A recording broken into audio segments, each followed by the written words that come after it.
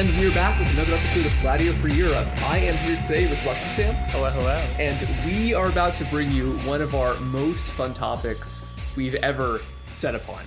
This is a really cool episode. It's really exciting. It ties together so many themes that we've been talking about across the entire, year plus we've been doing this podcast. Before we get into it and tell you the story of Cyrus Teed, we just want to ask if you guys are liking the show, please give us a rating or a review on Spotify and Apple Music, wherever you're listening to it. Yeah, some even say that it'll make you immortal. Yes, please say that. We're having a lot of fun with this, and we hope you guys are too. So just let us know how we're doing. And without any further ado, let's explain the story of Cyrus Teed and the Koreshan Unity Church. On Christmas morning, 1908, Dr. Cyrus Teed met with his followers. They all gathered at his home on a peaceful island off the coast of Florida. The followers had traveled from New York, Chicago, even distant Germany, just to see Dr. Teed. But here's the thing, Dr. Teed was dead. At least, that's what the coroner said when his heart stopped beating a few days earlier. But to this group, who called themselves the Koreshans, Dr. Teed wasn't dead, he was just in a state of suspended animation.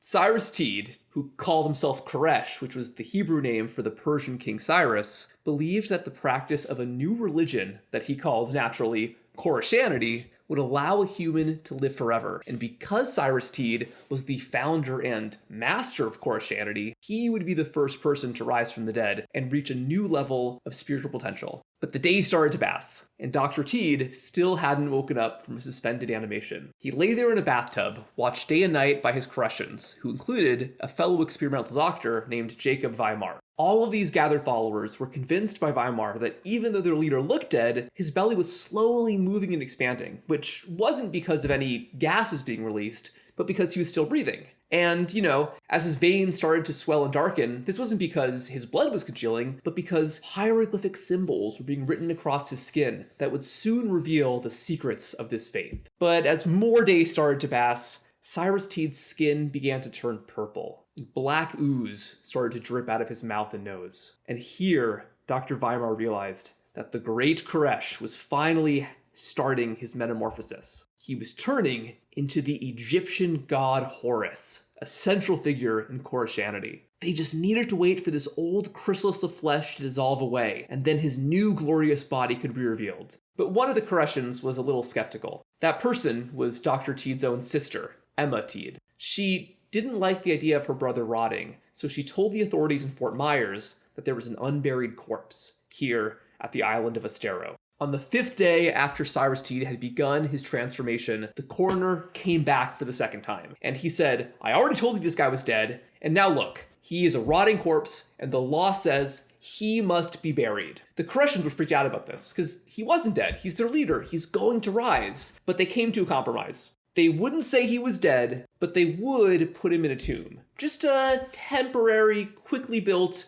building of bricks, just like Jesus was placed into. They placed their leader into this hastily built mausoleum that didn't list any birth date or death date. Instead, a little sign was written. In compliance with the law, and only for such reason, the body of Cyrus R. Teed is placed in this stone vault. We, the disciples of Koresh, know that this sepulchre cannot hold his body, for he will overcome death, and in his immortal body will rise triumphant from his tomb. Dr. Weimar sent a news briefing out to the thousands of Koreshans around the world that the resurrection might take longer than expected, but they had to keep the faith. The New York Times and the Chicago Tribune mocked Cyrus Teed in their obituaries, but Dr. Weimar encouraged them to stay strong. For more than 70 years, these Koreshans kept in contact and hoped one day their leader would return. They don't exist anymore, because the last member died in the 1980s, and a strict vow of celibacy meant it was pretty hard for them to reproduce their numbers. But even though they're gone, I think that the Koreshans are one of the most interesting and enlightening spiritual movements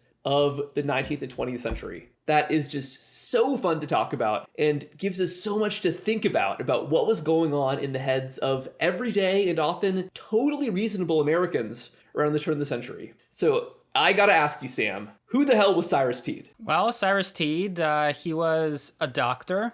before he began his ascent into prophethood. But let's go further back. Let's talk about who this guy is and where he comes from. He was born back in 1839 in upstate New York, which was at that point going through this massive spiritual transformation. In fact, at this point, it was even called the Burnt Over District because so many different Christian sects were arising at this time. This was, of course, the period of the Second Great Awakening, Right. which mostly led to the creation of new and energetic forms of older Protestant denominations like the Baptists and the Methodists, but some of them were so radical in their teachings that they stretched the limits of Protestantism and even Christianity writ large. One group of these were the Millerites, now known as the Seventh-day Adventists, and the others were the Mormons. So as we can see, this was really a primordial stew of all kinds of spiritual weirdness at this time, although it wasn't just spiritual, as we're going to get into shortly. Yeah. But this is definitely the spiritual side of the Koreshans is where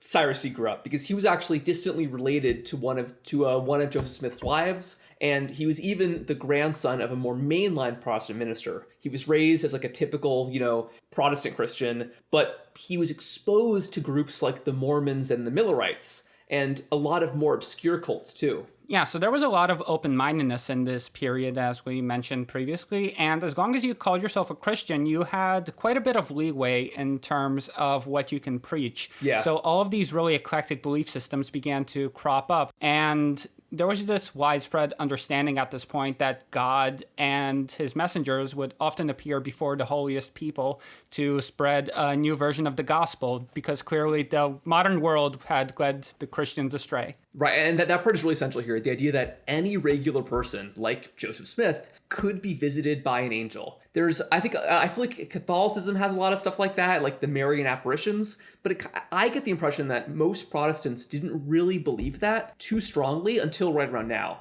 And I think that a big part in this, who we talked about in episode 41 on spiritualism, was Emanuel Swedenborg, this Swedish theologian who had a lot of very interesting ideas about the afterlife and even about ghosts. And his belief that the dead could speak to the living basically started the 19th century spiritualist movement. Yeah, the first well-known seances were, of course, performed by two teenage girls. Where they were performing, you might ask? In Hydesville, New York, which was just a day's horse ride away from Teed's house in Utica. Right, and because he was, again, in this whole environment in the burned over district, he almost definitely met William Miller, who led the Millerites, who are now the Seventh-day Adventists, and their whole thing was that Jesus was about to return and lead all the faithful to heaven, and that specific belief, in a roundabout way, would eventually become part of Cyrus Teed's own philosophy. It seems like he had an interest as a kid in both religion and science, but his family wasn't rich enough, so those fields were basically shut out from him at the time being. Instead, when he was just 11 years old, all of these ambitions were dashed because they pulled him out of school and put him to work. And it wasn't just like manning the counter at the candy store. They put him to work, working on the Erie Canal.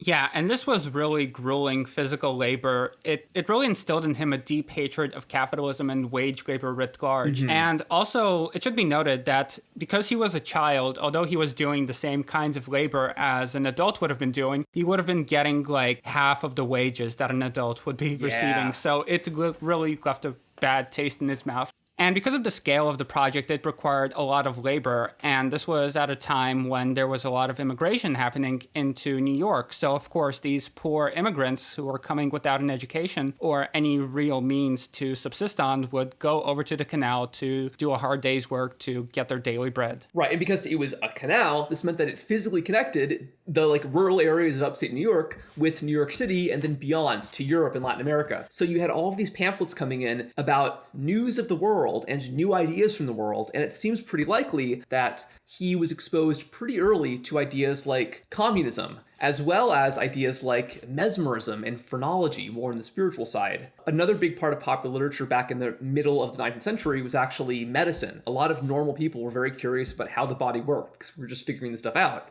And a lot of medical theories in the 1850s were a little less accurate than others. And some of the information that the very young Cyrus Teed began reading about was about what we would now consider alternative medicine treatments. At a time, though, when there was a lot less, I guess you could say, standardization, and at a time when many of the more accepted treatments were pretty awful themselves. Yeah, so Teed, he really got the medicine bug in him. He wanted to go to medical school, but unfortunately, he was not from a wealthy family, so this was out of his reach.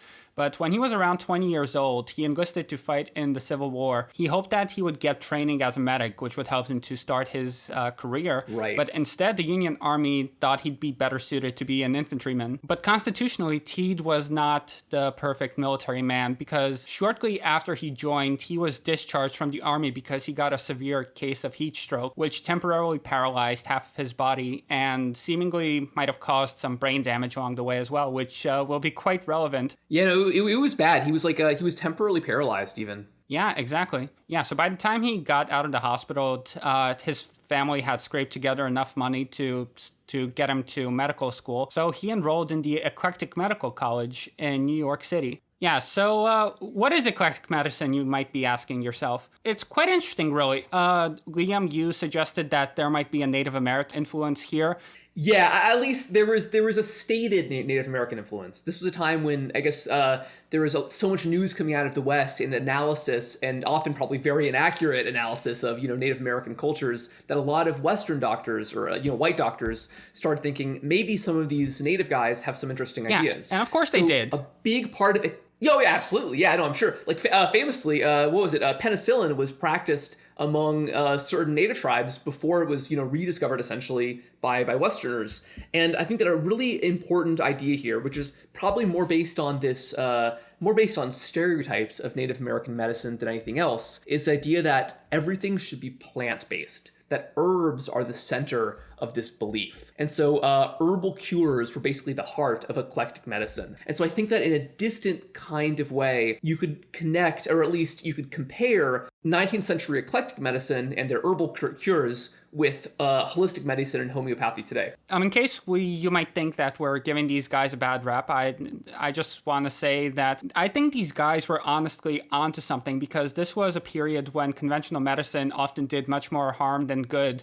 Yes, yeah, doctors didn't wash their hands. Yeah, exactly. In fact, they institutionalized the guy, Semmelweis, who suggested that doctors should wash their hands. But anyway, yeah, famously, this very rough state of medicine at the time meant that people who opted for a more hands-off or placebo-driven approach had better outcomes than people who, would get pumped full of heroin and mercury by conventional physicians. It was not a great time to get sick. No, not at all. So if you're ever time traveling, make sure you go to an eclectic doctor. Yeah, and that's kind of an important thing here, that even though we know today that these techniques probably weren't very accurate, I don't think that we should assume that the people doing these techniques were cynics. And this is kind of a bigger part of the whole Cyrus Teed story. It's easy to laugh at him today, but I don't think we should think that he wasn't sincere in his beliefs. Like you said, there were a lot of really good reasons to be interested in eclectic medicine. And also at the time, it was generally more accessible. If you were from a working class background, it was easier to get involved into eclectic medicine. And because they saw themselves as kind of storming the citadel of the medical establishment, they even explicitly called themselves Protestants, in that they were basically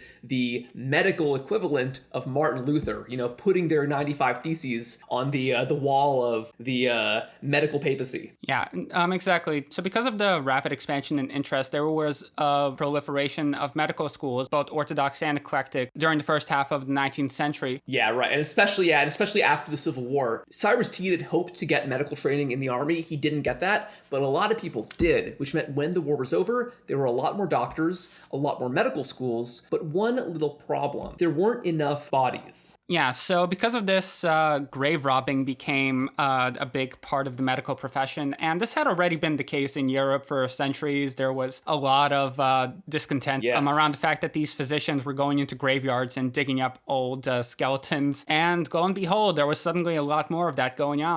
Yeah, and we should mention that because eclectic schools were generally less reputable, or at least, probably more importantly, less well connected to money, they often relied more heavily on these kinds of less scrupulous means of acquiring cadavers. And so a fair amount of, it seems that eclectic schools were fairly or unfairly singled out as grave robbing institutions during this time. Yeah, so here's a quote from a paper titled Body Snatching in Ohio During the 19th Century by Lyndon E.F. Edwards. In December 1839, a quote-unquote resurrection second riot was precipitated in Worthington, Ohio, resulting from the discovery that 3 bodies had been stolen from the graves of the Potter's Field in Columbus. Suspicion was once directed at the Worthington Reformed Medical College, the students and faculty of which had been under suspicion of grave robbery in Franklin and Delaware counties for several years. In fact, the faculty had been threatened by civil suits for illegal disinterment numerous times, and in 1838, Dr. T.V. Morrow, president and professor of anatomy of that institution, was actually sued in court on criminal charges but was acquitted. On 2 occasions, the college building was surrounded and searched for missing bodies by the sheriff and his posse, but without success.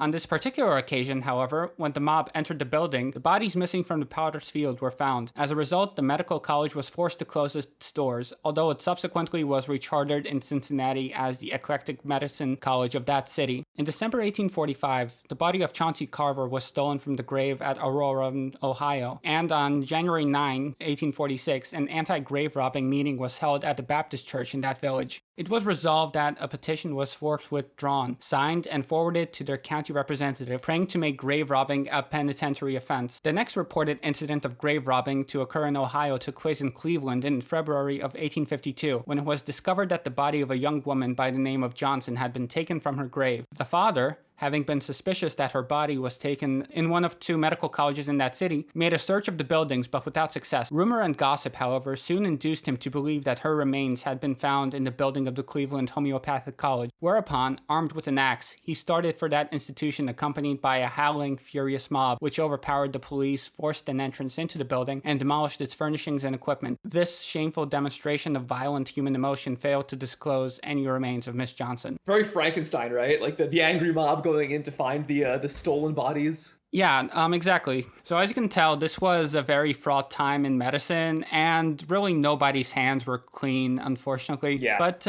let's get on to Mr. Teed. What was going on in his life at that point? Right, because it's important that Cyrus Teed, although he was a doctor, he's not really known to us today as an eclectic doctor, and he's also not known to us as a child worker on the Erie Canal. Instead, Cyrus Teed is known as the founder of the Koreshan Unity Church. Like, as we mentioned, as we've kind of hinted at, this really strange group that preached celibacy and as well as the aspiration to immortality, among many other things that we're going to talk about. And unlike a lot of interesting intellectual leaders who I feel like usually had a pretty slow or kind of hard to track or subtle evolution of their thought, Cyrus Teed's change came in 1869, and it happened with a bang. Well, it was also subtle in its own ways, but yes, it was a very momentous occasion.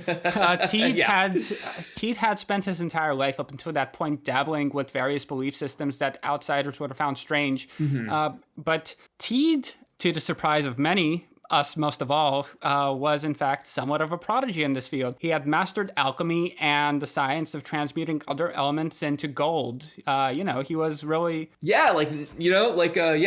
Nostradamus, Nicholas Flamel, they couldn't figure it out. But he, Cyrus Teed, he did it. Yeah, Cyrus Teed, he's the greatest genius of the modern era. So in 1869, in the course of one of his alchemical experiments, which involved electricity, it should be noted, Teed accidentally electrocuted himself so hard that he blacked out. While in this state, he had an experience with what he would call the Divine Mother. Teed would later recount this experience in a pamphlet called The Illumination of Koresh. As Teed recounts the episode, he says he felt a pleasant relaxation and buzzing sensation spreading all throughout his brain and then gradually over all of his body. And he felt that he had been transported outside of his physical form, in fact. He could not feel his own body, and he began to panic. Has my thirst for knowledge consumed my body? Am I now to lose myself in the absorption of my identity and the obliteration of my consciousness, as well as having lost my physical structure? He opened his eyes, but he saw nothing. He only heard the quote-unquote composite blending of sweetest sounds, and then he saw a flood of light, at which point he began to hear a sweet voice. My son,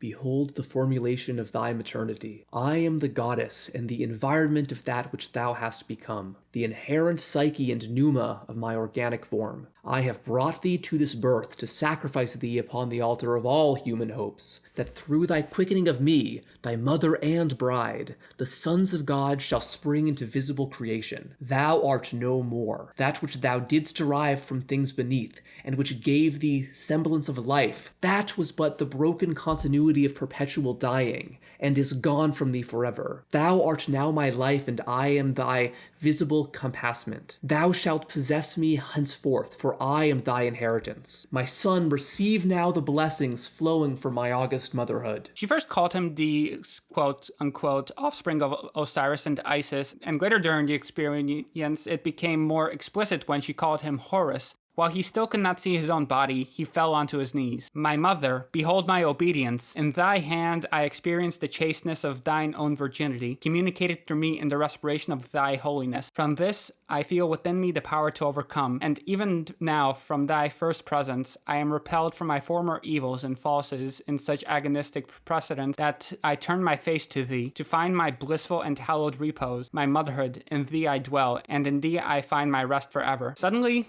the speaker appeared before Teed. It was a beautiful woman. He tells her that he wishes to spend the rest of eternity in her presence, but she tells him, Thou art chosen to redeem the race. He tells her that he understands that he is a sacrificial offering and that she is the Godhead made manifest. So he returns to Earth, and as he wakes up, he comes to terms with what he had just learned. Through his electroalchemical experiments, he accidentally stumbled upon the law of transmutation, the same thing that Enoch, Elijah, and Jesus had known. To transcend the human experience was possible, and this was the moment that would change Teed's life forever. Right. And I think this is so interesting, this whole little confession, this explanation, because it's this amazing linkage of modern 19th century science and this ancient tradition of esoteric hermetism, going back going back certainly to the Middle Ages and claiming to go back all the way to the biblical era. Yeah, and going beyond that, between Christianity and the Bible and other Eastern influences. Yeah. In the course of this pamphlet, he says that he experienced quote-unquote nirvana. Right, of course, which is a Buddhist conception. Yeah. Yeah, and that he would now bring the message to the world, which really speaks to the great eclecticism of Teed's theology. On the one hand, this divine mother is very similar to the woman described in Revelation 12, who gives birth to a son while a dragon waits to devour it. But on the other hand, there are also very clear elements of Egyptian and so-called Eastern theology. It seems very probable that Teed had been exposed to theosophy at some point, or at least its precursors. Add to that mesmerism, Christian science, that is healing through the power of the mind, and alchemy, and you have a very potent mix. And boy, would Teed put it to good use.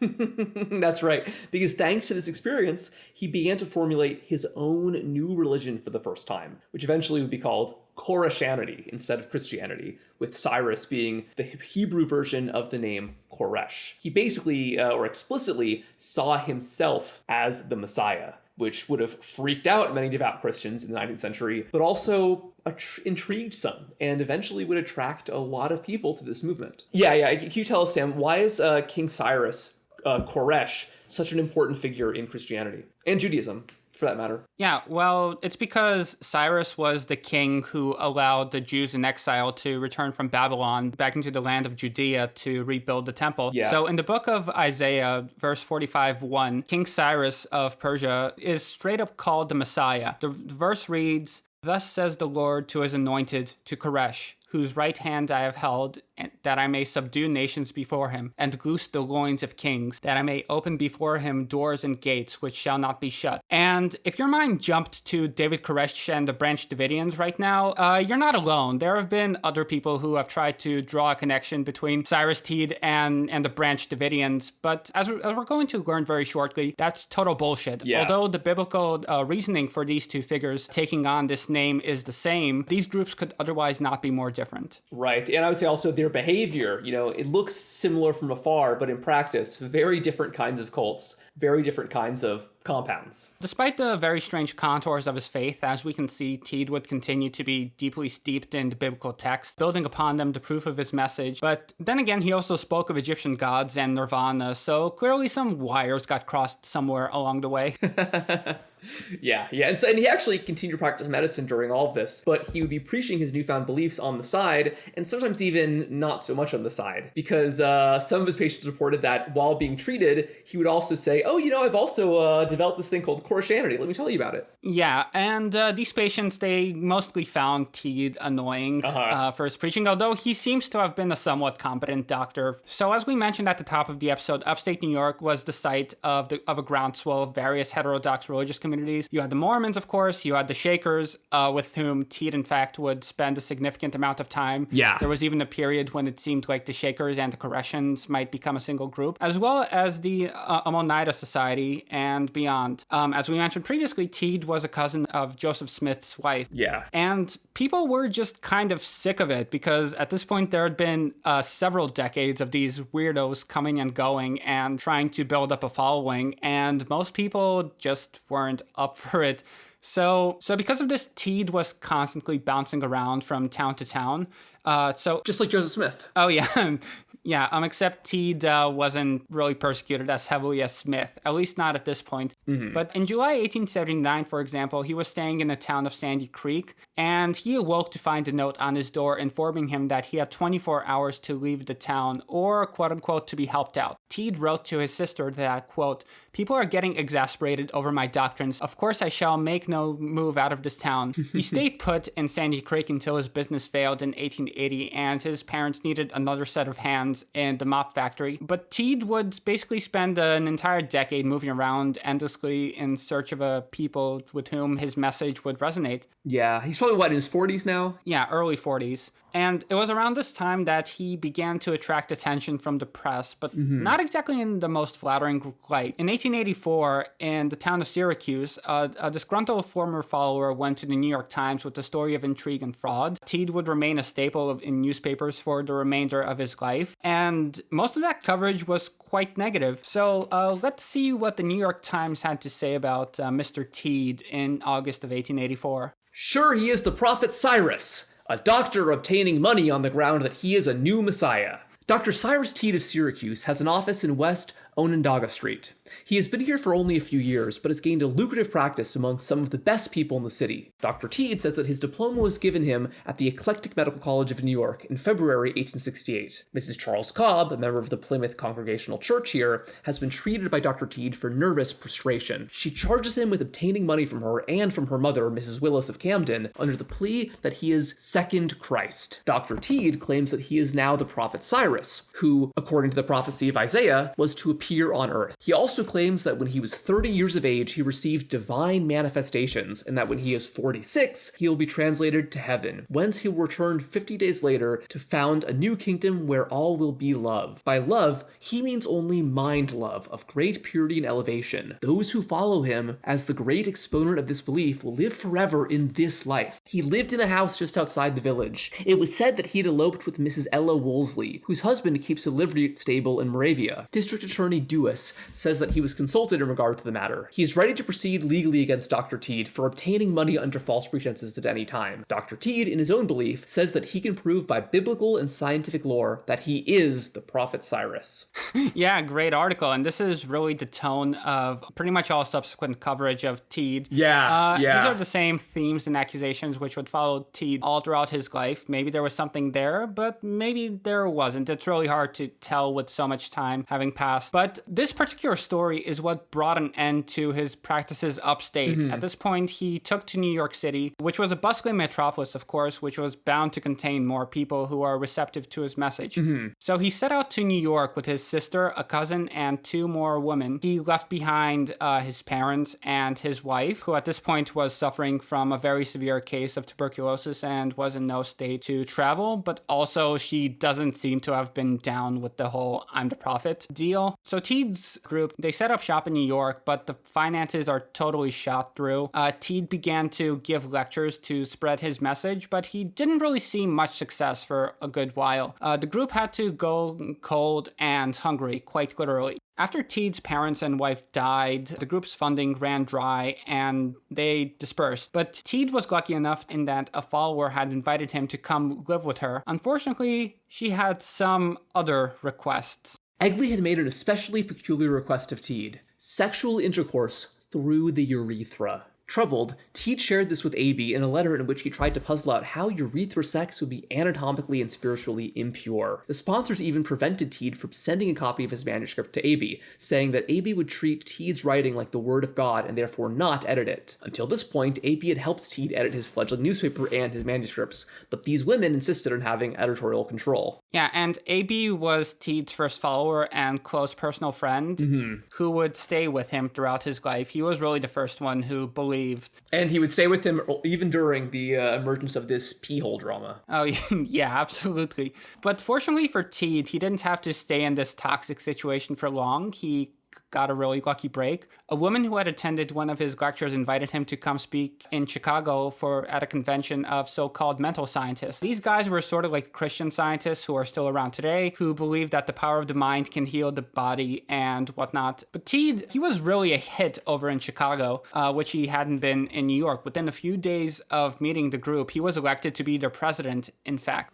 That's so great. But that's main character stuff. You know, if that happens to you, maybe you think you really are the second coming of Jesus. You really are Koresh. You're even Horus. Yeah, there's definitely something very compelling about this guy, even if his beliefs are clearly not totally hinged to this world. Right, and I gotta ask then, so what do you think was so compelling about this guy? Because he seemed like a pretty, like, typical middle-aged, 19th century white dude. I mean, he was kind of handsome, I guess. One thing that everyone seems to mention is that his eyes were just really bright and compelling. He was clearly a great public speaker because he was able to convert people. Yeah. Well, not a lot of people, but a decent number of people. I think it's several thousand, right? Several hundred, definitely. Here's how the allure of immortality describes Teed in his early days in Chicago.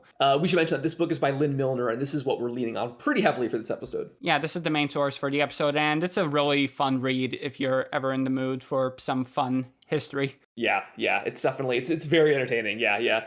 Milner writes, Teed looked like any other mild-mannered clergyman, a New York Times reporter claimed, until he spoke. When his small dark eyes began to shine as he talked, when he fixed his audience with an almost hypnotic stare, then it became evident that here was a man marked out from the common herd. He held up a Bible for the audience to view, and he explained that people call it the Word of God, but it is not. The Bible is instead a great scientific text, he told them, and his mission was to interpret the Bible for the scientific age. The mental scientists, who wanted to reconcile faith and the science of healing, listened intently. So Teed began to gain something of a following. These were overwhelmingly women from an upper middle class or upper class background. For whatever reason, women in particular just found Teed very compelling. And although the newspapers always used this to accuse Teed of impropriety, and in fact the newspapers weren't the only ones doing this, there were even lawsuits brought against Teed by several husbands who claimed that he was seducing their wives. And although it does seem like he was a very flirtatious person, maybe that was part of the appeal.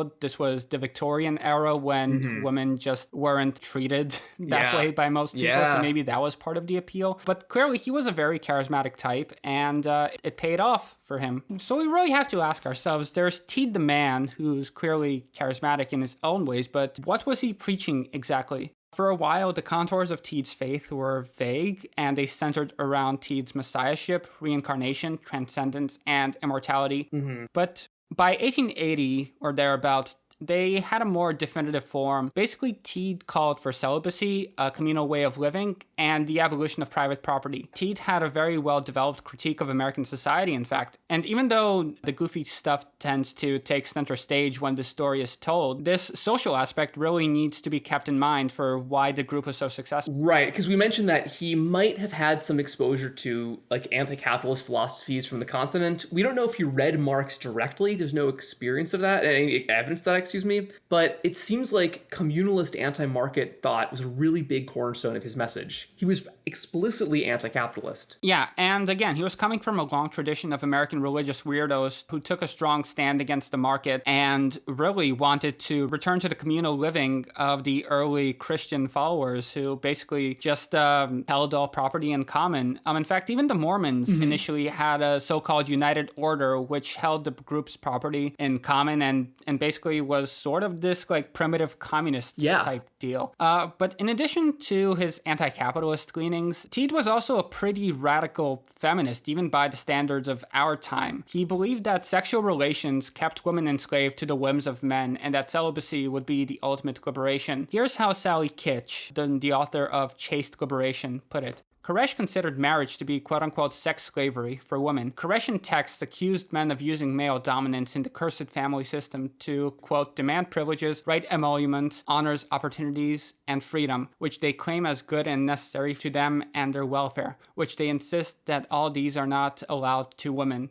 End quote. Koreshans also identified all laws since the curse of Adam as man-made and male-aggrandizing. They felt that the extermination of sexual love, with women as its so-called executioner, would end inequity between sexes by snipping its root sexual practice. Kitch continues. Quote, Koresh employed the metaphor of commerce in characterizing a new link between the sexes, wrongly divided by the curse. He advocated quote-unquote true commerce in both family and work domains as a means of achieving an equitable quote-unquote collection and distribution of all the products of nature and industry. In contrast, he saw the mainstream sexual nuclear family as a system of false commerce or prostitution in which money and love are wrongly blended because a woman's need to barter her sexuality and marriage in order to achieve economic security. And I just want to jump in there. That's really similar to what Marx said in 1848. It's funny. I think they arrived at that thought independently, but it's kind of interesting. It's the same conclusion. Even the manifesto has that line about prostitution, public and private. He also blamed female financial dependence in the family for materialism and competitiveness among men. Such dependence, he felt, creates pressure on men to meet the financial obligations incurred by women. And although Kitch does criticize Teed's communes in this book because they maintain traditional gender roles in terms of the tasks that would be assigned to people, it doesn't seem like this was an ideological thing at all for Teed. In fact, it would have been a matter of assigning people to do what they knew how to do best rather than this idea that women have to do the laundry and the cooking. But as you might have ventured to guess from the top of the episode, Teed wasn't known for his radical critiques of society in and of themselves. Instead, he really shone when it came to his theory of so-called cellular cosmogony. In other words, this was the belief in a concave hollow earth. So how did Teed arrive to this conclusion, you ask? Again, in the book of Isaiah, Chapter 40, verse 12. Who has measured the waters in the hollow of his hand, and meted out heaven with span, and comprehended the dust of the earth in a measure, and weighed the mountains in scales, and the hills in a balance? So this was taken to mean that the earth was in fact hollow. And as we saw earlier, Teed was really into this idea of a total unity between science and religion, of nature and man. Yeah. The social order needed to be structured along the principles of nature, and that would, of course, mean along the principles of religion and science. It was a theory of everything. Yeah, it totally was. And that's what I think is a kind of interesting part here, is that you pointed out as you were planning this, that the idea of a theory of everything, which comes up in religions, it comes up in secular thought. I think even some very ill-advised interpretations of Marxism kind of take this form as this simple thesis that explains the entire world. And that's really attractive to people. It's a great mobilizing mechanism, really, because we just physically can't comprehend the complexity of the world around us. So the point is really to come up with this one overarching theory that could seemingly explain as many things as possible. And if you can, arrive at the truth, you can plausibly figure out how to do something about the system writ large. So I guess that's why it's so appealing. We're getting ahead of ourselves here, because what we want to discuss is the hollow earth theory that he drew from Isaiah. And like we said, this unity of science and religion, he even used scientific methods that we're going to talk about to explain why he believed the earth truly was hollow. And he even made friends with some scientists who believed him and helped him try to prove this. But his hollow earth was a little bit different from more common hollow earth theories you guys, the audience, might have heard before. Because although he did believe the world was hollow, he had one interesting difference. He thought we weren't living on the outside of the hollow earth, we were living on the inside of it. The entire world was folded in on itself. Yeah, so the Earth is concave in this conception, and we live on the inner surface of its outermost layer. And what we perceive to be the sky and the universe is all inside the Earth. The Earth's crust is 100 miles thick and composed of 17 layers, and beyond that, there's nothing. If you find this confusing, basically think of the Earth like an egg. We live on the inner surface of the shell, and the sky is the yolk. Here's how Pitzer, in America's Communal Utopias, explains it. Within the Earth's surface was found the central sun, always half lit and half dark, thus explaining day and night, and this was the power battery of the entire universe. Our sun, however, was only a projection of the central sun and followed the path of the ecliptic. The patterns were reflections of mercurial disci floating in space between the various layers of the crust, and the moon was a sphere of crystallic energy forming an X-ray picture of the Earth's surface, which is radiated to us on the surface through the moon's own energy radiation. Stars were focal points of light and mere reflections of the mercurial disci. Energy was matter, and matter was energy flowing into and out of the central sun, materializing into matter on the crust, and re-energizing and re-radiating back to the central sun. This has very Time Cube vibes, honestly. Oh yeah, absolutely. Yeah, no, that's the problem with the internet, is that back before the internet, guys like this could form their own cult, because people had less access to information, they had less competing ideologies to deal with, and they had more free time on their hands. These days, the only people coming up with these fun theories are cranks like TimeCube, and nobody ever believes in them. Well, call me old-fashioned, but I want to return. We need more respect for cranks. Cranks don't get enough respect in our society these days. Yes, we do. And I think that what makes him an especially interesting crank is the fact that it was, scientific. Like I mentioned Frankenstein before, he was a very Dr. Frankenstein kind of figure. He was using the newest scientific methods of the 19th century to get to the underpinnings of life itself and the secrets of the universe. And because he saw himself as a doctor and a scientist, he actually devised these seriously thought out experiments to prove all of his various theories. So again, he believed in something he called a religio science, and he felt that scientists were mistaken about this geocentric Copernican model of the universe because they didn't understand the principles of optics and perspective. And Teed clearly did. He'd done the reading, he'd done the homework, he knows the truth. So watch out, mainstream scientists. Yeah.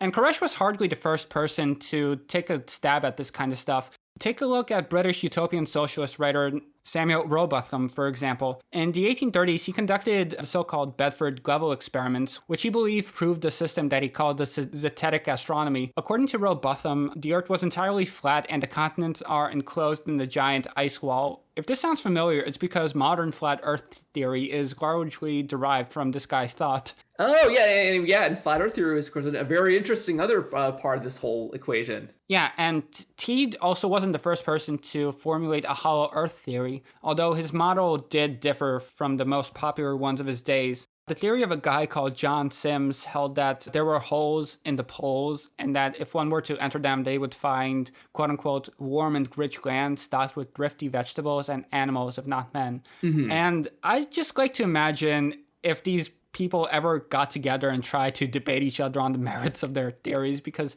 that would be some excellent entertainment. And these kinds of theories were very popular back in the day. So take, for example, Jules Verne's novel, Journey to the Center of the Earth. In fact, it's one of his most popular novels. And it basically, you know the story. Basically, the scientists, they go to the poles, they go into the Earth, and they find dinosaurs living in there. And although I just like to make a point here that although it may seem really funny and unscientific to us now, we should keep in mind that many people who held such ideas were distinguished scientists of their day. So take, for example, the astronomer Edmund Halley, after whom the Halley's Comet is named. He wasn't an intellectual lightweight by any stretch of the imagination, and he came to believe in the hollow Earth theory because he saw that the magnetic poles of the Earth were doing some really wonky stuff, and he couldn't really explain why that was without resorting to the hollow Earth theory. And although we know these conclusions to be incorrect, these people were engaging in the scientific method in their own way, and that shouldn't be discounted. Science is very much a process and not just proclamations from these science priests who read the doctrine and deliver it to the masses. Mm-hmm. And in fact, to this point, I'm sure most of you are familiar with the show called Always Sunny in Philadelphia. There's this one episode where basically they're debating about who should pay for detailing in the car after a bowl of cereal gets spilled. It's a long story, but anyway, there's this really great scene that gets to the heart of what I'm trying to say here. This idea that science is very much a process and not these ultra smart guys coming up with ideas by virtue of their being ultra smart. And a lot of this also depends on faith to one extent or another. So we're going to play you guys a clip from that scene right now. And when we return, we're going to get back into the life of Cyrus Teed and his religious community. Mac, look, you're wasting our time. You're not going to get us to not believe in evolution. And why is that? Because the smartest scientists in the entire world all agree that it's real. I'm glad you brought that up. Because, Mr. Reynolds, science is a liar sometimes. Oh, boy. This is Aristotle, thought to be the smartest man on the planet. He believed that the Earth was the center of the universe, and everybody believed him because he was so smart, until another smartest guy came around, Galileo, and he disproved that theory, making Aristotle and everybody else on Earth look like a bitch. Of course, Galileo then thought comets were an optical illusion, and there's no way that the moon could cause the ocean's tides. Everybody believed that because he was so smart. He was also wrong, making him and everyone else on Earth look like a bitch again. And then, best of all, Sir Isaac Newton gets born and blows everybody's nips off with his big brains. Of course, he also thought he could turn metal into gold and died eating mercury, making him yet another stupid bitch. Are you seeing a pattern? No. Mr. Reynolds, these were all the smartest scientists on the planet. Only problem is, they kept being wrong sometimes. Oh, this is insane, you fool! I'm a fool because I have more faith in the saints that wrote the Bible? Yeah, because you just read the words of a bunch of guys that you never met, and you just take it on faith that everything they wrote was true. And what makes you think what your scientists are writing is any more truer than my saints? Because there are volumes of proven data, numbers, figures. There are fossil records. Oh, fossil records. Ah! I didn't even think about the fossil records. I guess I'll concede. Oh, wait, one more thing before I do, Mr. Reynolds. Have you seen these fossil records? Have I Huh? Have you poured through the data yourself? The numbers, the figures? Well, no. I mean, no. Oh, interesting. So let me get this straight, Mr. Reynolds. You get your information from a book written by men you've never met, and you take their words as truth based on a willingness to believe, a desire to accept, a leap of, dare I say it, faith? Come on. Look, I mean, I don't even know how I'm supposed to respond to that. Like, come on. That's a false equivalency. Just answer the question, Mr. Reynolds.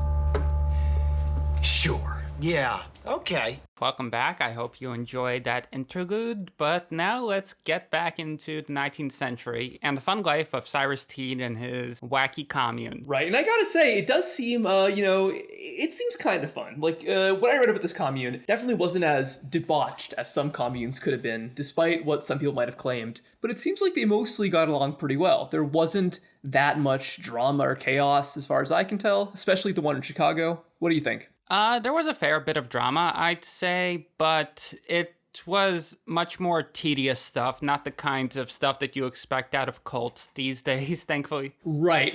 I guess when I shouldn't say there was no drama. I should say there was no rampant abuse, like the kind you often expect at a cult, like the kind led by the other Koresh, for instance. Oh, yeah, absolutely. After Teed had been in Chicago for some time, at first, they basically bought an entire building that was supposed to house all of the Koreshans, but ultimately they also managed to acquire a pretty nice house, which Teed called Bet Ophrah, based on a biblical location over in Chicago, and that was where around 28 people, I believe it was, lived. These were the most important members of Teed's movement, and this was a pretty nice house. although the rest of the followers, they didn't get nearly as nice conditions. They basically lived in a very cramped apartment building. There was way too many of them, and they just didn't have the resources to live in, a very comfortable life. This would change once the group relocated to Estero, but for now, Chicago was very rough on them. Right. We should probably get into where they were able to get their money to begin with, though, because they didn't have too much money, but they were able to buy or rent this property. Mm-hmm. Yeah, and they got it thanks to one of Koresh's followers, a lady named Bertha Boomer. Right. Great name. Who really seems like the typical wealthy dowager figure. Yeah. She wasn't exactly a dowager yet, because at the time her husband was married. And it seems like he was pretty skeptical of the Koreshans, but he was actually willing to use a lot of their money from his, high society Chicago background to fund this group that his wife was enamored with. Yeah, and I mean, this wouldn't have been that unusual either. This was, of course, a time when people were getting involved in social movements writ large, and the Koreshans weren't so crazy that they had zero appeal, right? These were people who were committed to social reform, and even though they had a wacky way of going about it, nevertheless, they were able to find some money support. So let's talk a bit about how exactly the Koreshans operated, and namely who their key demographic was. Right, because like so many early religious movements, including even the first years of Christianity, they seem to have drawn especially a lot of their support from women. Yeah, women were the overwhelming majority of the Koreshans by this point. Yeah, which is really interesting. Yeah, and these women, they tended to come from upper middle class or wealthy backgrounds. Some of them were widows, some of them were single women, but others were married women. Some of them even came over with their children, which was a source of much friction between the Koreshans and the outside world. Right, and some of them also, the book by Milner mentions, is that a fair amount of them were actually parents especially mothers, whose children had died and who were looking for some kind of spiritual fulfillment, and were probably especially interested in the immortal life aspects of Koreshanity. Yeah, so to this end, 83 out of 110 Koreshans in Chicago at this point were women. Wow. And again, many of them were married. And this drew the Chicago press to make all kinds of licentious accusations against Teed because, sex always sells. Yeah. And reading some of these articles, you can tell that they were having a lot of fun with it. It was just, typical, yellow journalism stuff, the kind of thing that America has always been renowned for. And this kind of brings up an important question, basically, was Cyrus Teed in any way actually a sexual abuser? Because there were some offhand allegations to him being such a figure, but I don't think they're that compelling because as far as I know, these allegations were never made by any alleged victims themselves. Instead, these allegations always came up during broader criticisms of Koreshanity for people who had earlier biases against them, and they said, oh, and by the way, the fact that he's living with these women is very suspicious. Yeah, and in fact, there was even legal action brought against Teed in particular several times, and usually this was the action of aggrieved husbands who claimed that Teed was seducing their wives away from them. Yeah. Although we should explain, often seducing, not so much in the literal sense, but just because seducing in the sense that he convinced them to join this celibate compound. Yeah, and it's certainly plausible that there was some funny business going on, although it wasn't particularly egregious. Again, this would have been consensual. But first of all, there's a lack of firm evidence for Teed's philandering, although he was definitely very flirtatious in his correspondences with women.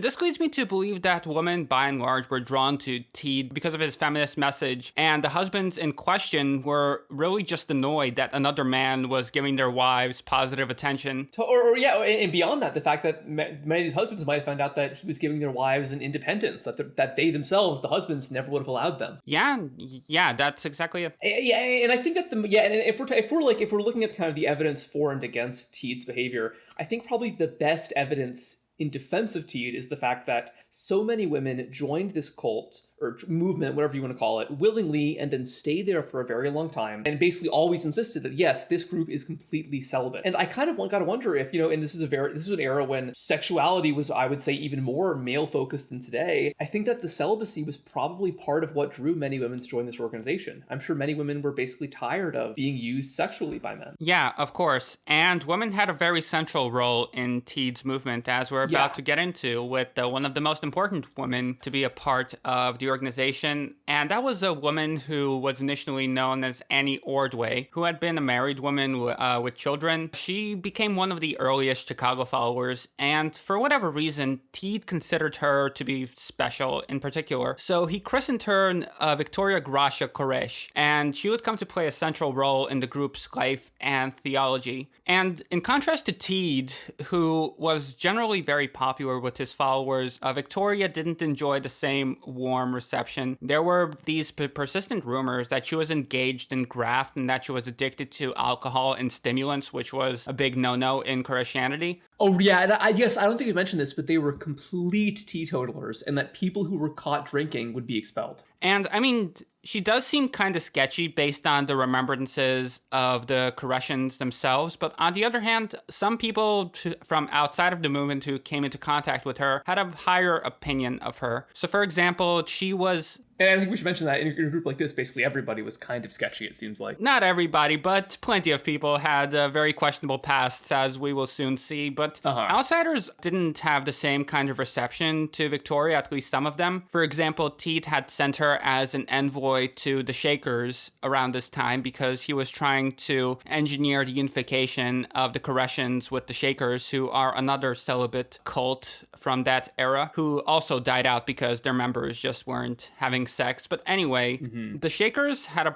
positive opinion of Victoria on the whole. Yeah, I mean, I guess it's kind of difficult to say what her deal was because so little of her life and work survive, although what happened after Teed's death would suggest that she was involved with the movement for less than pure intentions, but we're getting ahead of ourselves. Teed himself personally rebuffed all these allegations against Victoria, saying that many women were just jealous of her because of her centrality to the movement. Yeah, come on, she got the name Koresh. Did anybody else get that? Yeah, so we have to ask, what exactly was Victoria's deal? Why did Teed think that she was so special? According to Teed, she was divinely ordained to become the female half of the perfected creature that would come into being once Teed transcended his mortal form, or when he achieved Diocrasis, as the Koreshan lingo went. Teed taught that the energy of his followers, which would be accumulated through the practice of celibacy, would, quote, cause the battery in his head to explode, at which point the energy would enter Victoria's body, and at this point Victoria would take over the mantle as the group's total ruler for forever.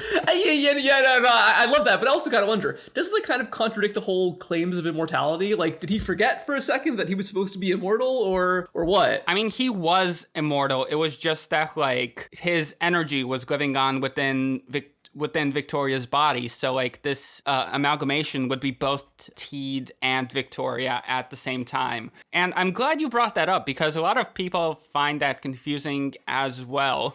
This passage will hopefully clear something up. This is another quote from Kitsch's Chaste Liberation. Quote, the Koreshans taught the model Bayun celibate as Jesus himself. Several texts define Jesus as the symbol of unified gender identities. First, Koresh explained, Jesus was conceived through a hermaphroditic process in which Mary's, quote, virginally generative and, quote, and parthenogenic ovum joined the male word within her. The process was completed only after Jesus' baptism by John, another act of celibate reproduction that contributed force, the pneuma, to Jesus' final birth. Thus, in Jesus, the male pneuma and the female psyche, the two forces, quote, by which the sons of God are manifest, end quote, converge. Second, because he had retained his virginity, Jesus embodied the purest form of both maleness and femaleness, untainted by sexual merger. This interpretation of sexual essences contrasts with mainstream cultural expectations that real men and women will express their gender identities through sexual prowess and reproductive experience. Koreshans found the purest form of gender identity in persons who were least overtly sexual in behavior, end quote. Yeah, and as we were planning this, Sam, you pointed out pretty astutely that although that sounds kind of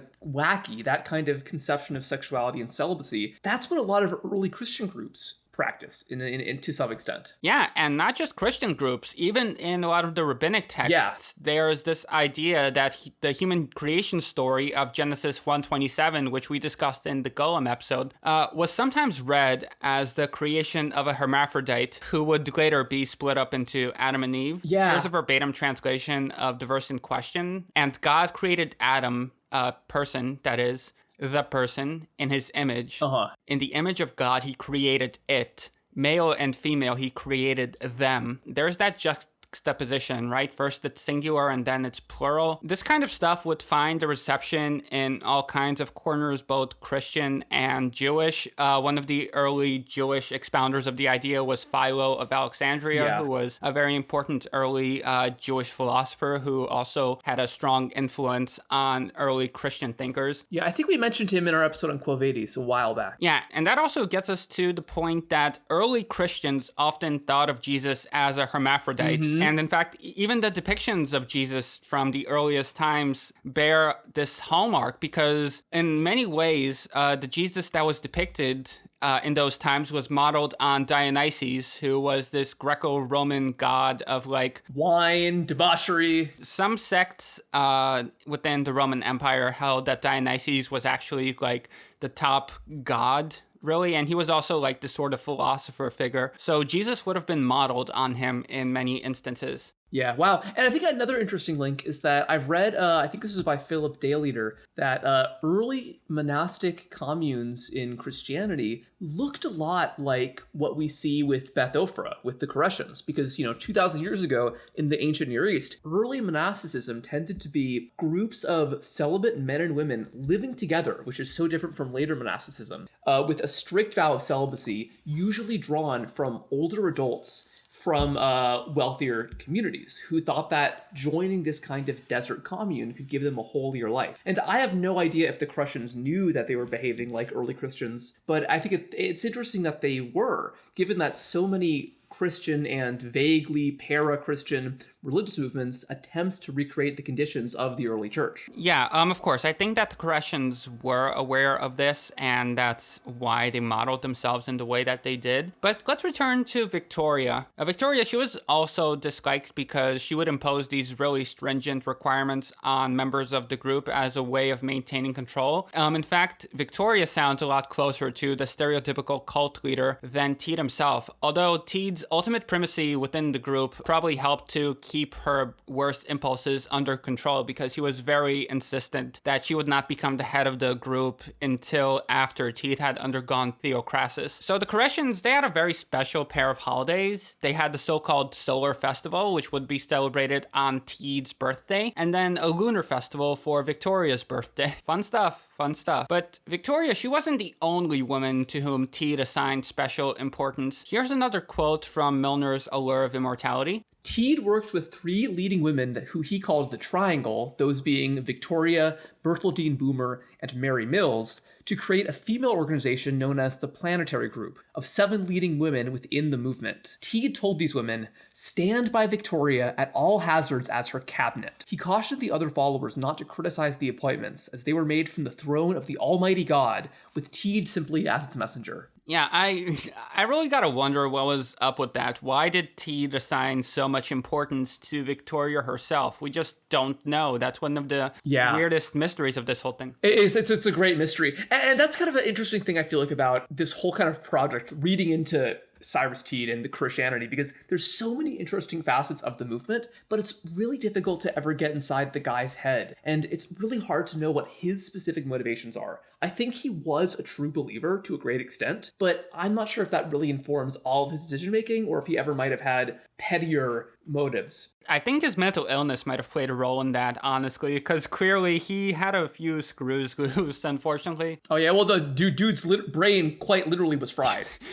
Yeah, but, I mean, dudes rock. Come on. Yeah. If you're going to get brain damage, getting brain damage in an alchemical experiment is easily the best way to do it. Oh, yeah, for sure. But Victoria wasn't the only controversial member of the group. Right. Yes.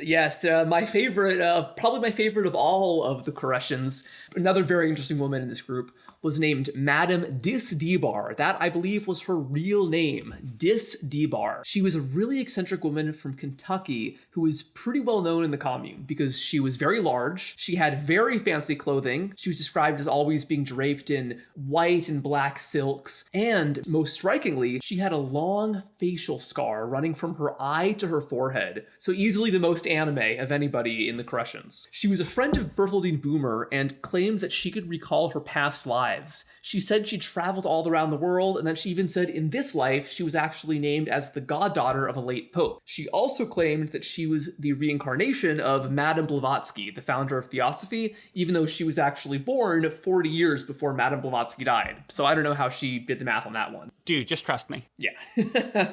In reality, she was probably just a very ordinary woman from Kentucky with Irish immigrant parents who was an excellent confidence woman. She had been to jail twice, on one occasion for tricking a man into giving her his home, which kind of funnily enough looks a little bit like what Cyrus Teed would do to later obtain the island of Estero. But it seems like Teed was aware of her criminal background, but didn't really care because he found her very entertaining, and even though she was a known con woman, he seemed to believe her about the whole past lives thing. She said that she could recall a life in which she was a baroness, in which she was a countess, in which she was a princess. She had these very strong pretensions to royalty, and that's going to be important. But in a kind of classic case of, if he will cheat on her, he will cheat on you, pretty soon the Koreshan discovered that just as she had robbed many people before, she was now robbing them. And that wasn't her only crime in the commune. Yeah, she was also a very heavy drinker who constantly violated the prohibition against alcohol. In fact, she actually got kicked out because she just got blackout drunk and fell down the stairs, which hurt someone else in the process. And although this one only came out later, so maybe take this with a grain of salt, she was even accused of sort of indirectly violating the law of celibacy, because after she was kicked out, it was claimed by a woman named Catherine Macready that Disdebar had tried to coerce her into seducing a wealthy man who was involved in the Koreshans, and that Disdebar had this kind of harebrained scheme where she could convince this teenage girl, Catherine, to get involved with this rich man, and then the three of them would run off together with his money. Wow.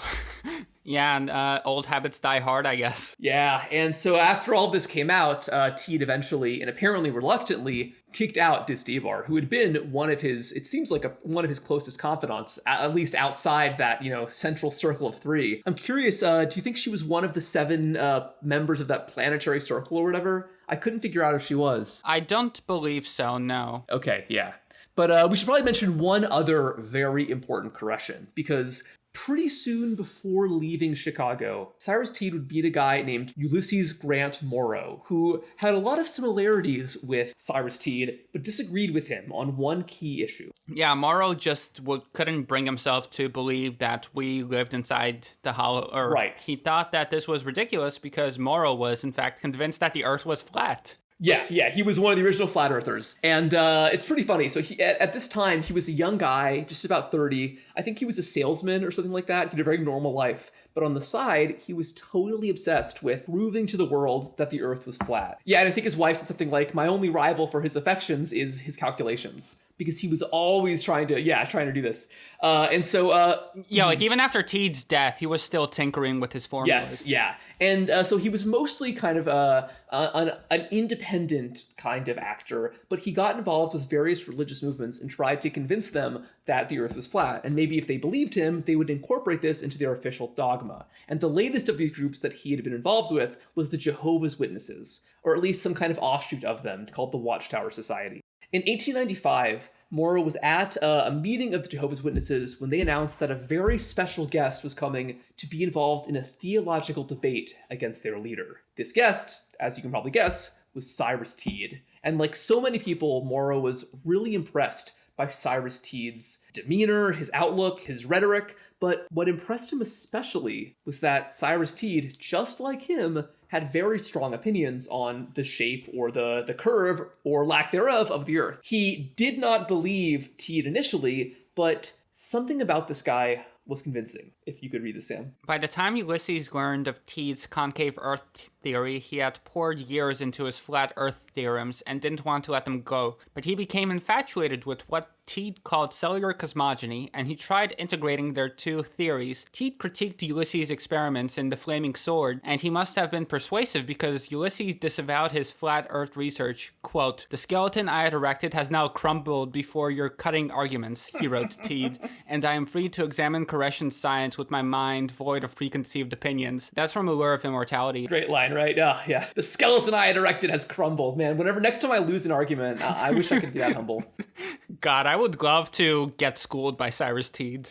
Oh, absolutely, yeah. Yeah, well, after that schooling happened, Ulysses Mora would totally convert and become a fervent follower of Koreshanity. And then he would also be the best engineer and mathematician in the organization, and possibly the only one, which meant that he was given the important task of geodesist, which apparently is a real word, which is a very old-fashioned way to say a surveyor. And he decided, or he was assigned, to lead a pretty impressive series of experiments that would prove that the Earth was concave, that we lived inside an egg.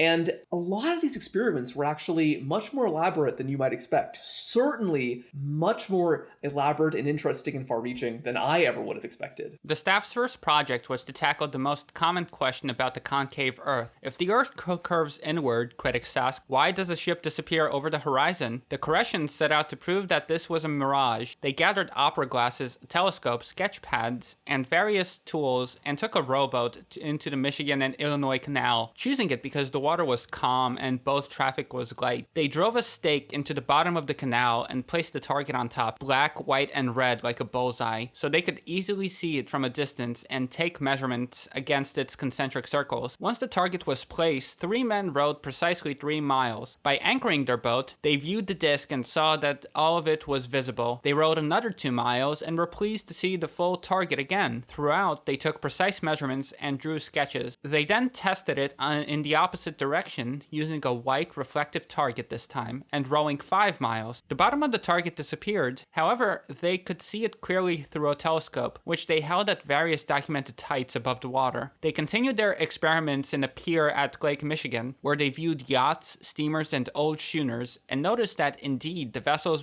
appeared to vanish slowly over the bulge of the horizon, which they estimated was 12 miles away. The holes could not be seen with the naked eye or with opera glasses, but a telescope with 50 power lenses rendered the ship's holes clearly visible. Their visual tests were complete and proved that the Earth was concave. They believed, quote, "It seems strange," Ulysses wrote, "that a matter as easily observed as this should so long have escaped even the most casual observer, to say nothing of the scientists." But scientists ignored them. And that's again from The Allure of Immortality. I think that quote is kind of interesting, that passage, because they almost had a good point. Because, I feel like as a kid, when you're learning about the fact that the Earth is round, at least in my case, they often tell you like, oh, that's why ships start to disappear over the horizon. But I think these guys are correct that the fact that ships disappear is not because of the curve of the Earth, but it's simply because they're too small to see, I think the Koreshans are right about that. But then they took the next leap to saying, therefore, that means the Earth must actually be curving in the opposite direction, which obviously is ridiculous. I mean, listen, if they have one good point, maybe we should hear them out the rest of the way. Gladio for Europe is the only pro-Koreshan podcast. Yes, but this wasn't the only scientific venture that the group was taking upon itself. Teed actually had another idea, which might sound familiar to some of you listening today.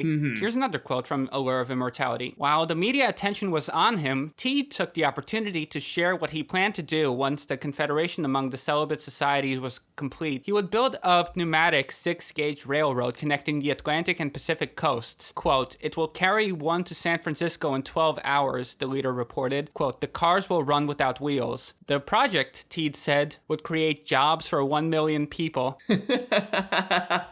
He's the original Elon. That's what it is. Yes, exactly. This is the old-timey Hyperloop. I mean, listen, if Elon is among the ranks of great minds like Cyrus Teed, I guess I should give him a fair shake. But back to Ulysses Mora, he eventually conceived of the device which would prove once and for all that the Earth truly was concave. This was a machine he called the rectilineator, and he insisted that it would prove that the Earth was in fact hollow. Right, and it's gonna add here, this is my favorite part of the story. This is even more interesting to me than the whole dead body moldering in the bathtub thing, because this just shows this level of ambition and a clarity of vision that I think is honestly genuinely kind of admirable, because the lengths these guys would take to prove that the fact that they were sure that the Earth was an egg is really, really interesting. And, it's up there with, like, Fitzcarraldo bringing a ship through the Amazon or something like that. It's just this really impressive feat. I mean, again, to the earlier point, these were scientists. They may have been doing it weird, and they may have been looking for conclusions that do not conform with the state of knowledge in our current year. But at the time when they were doing these experiments, it wasn't nearly as clear as it is today. So I think they deserve to be recognized as, if not the best scientists, nevertheless, they were actual scientists and not just total cranks. Totally. And let me take a minute to just explain what the rectilineator is, because it's a very clever kind of idea. So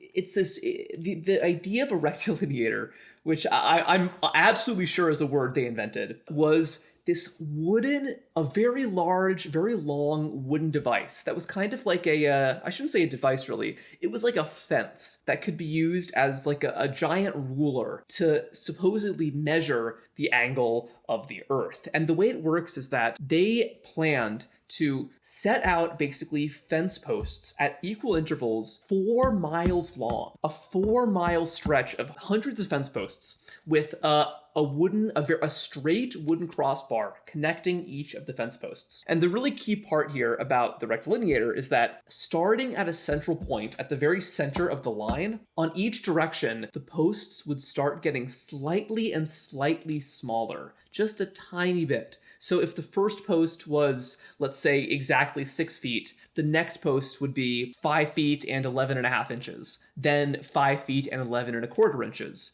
on equal intervals, going further and further out. And the point of that is they hoped that if they used those intervals, they could properly counteract the actual inverse curve of the Earth. So that if one post was slightly smaller than the one next to it, due to the curve of the Earth, the crossbar connecting the two posts would be level. And so they thought if they could build a rectilineator long enough, their thought was 4 miles long, and then they measured it, even though it was much shorter on each end, if the crossbar was completely level throughout the entire row, that would successfully prove that we really were living on the inside of an egg. Yeah, but for whatever reason, they felt that Chicago wasn't the right location to prove that we live inside the Earth. Yeah, there were a few reasons for this. Mm-hmm. So for this reason, they would set out to Florida. Here's another quote from Allure of Immortality. This couldn't be done in Chicago, but Florida was ideal, with its stretches of empty shoreline along the Gulf and its mild weather. Furthermore, the Gulf was part of the ocean, and their visual tests had been inland waters. They imagined that this was one reason scientists had ignored them. Perhaps, they reasoned, their critics believed that inland waters did not conform to the Earth's contour, though there was no evidence that anyone lodged a complaint like this. Being on the Gulf would eliminate this criticism because, Ulysses wrote, no sane mind could question that it followed the contour of the Earth. Yeah.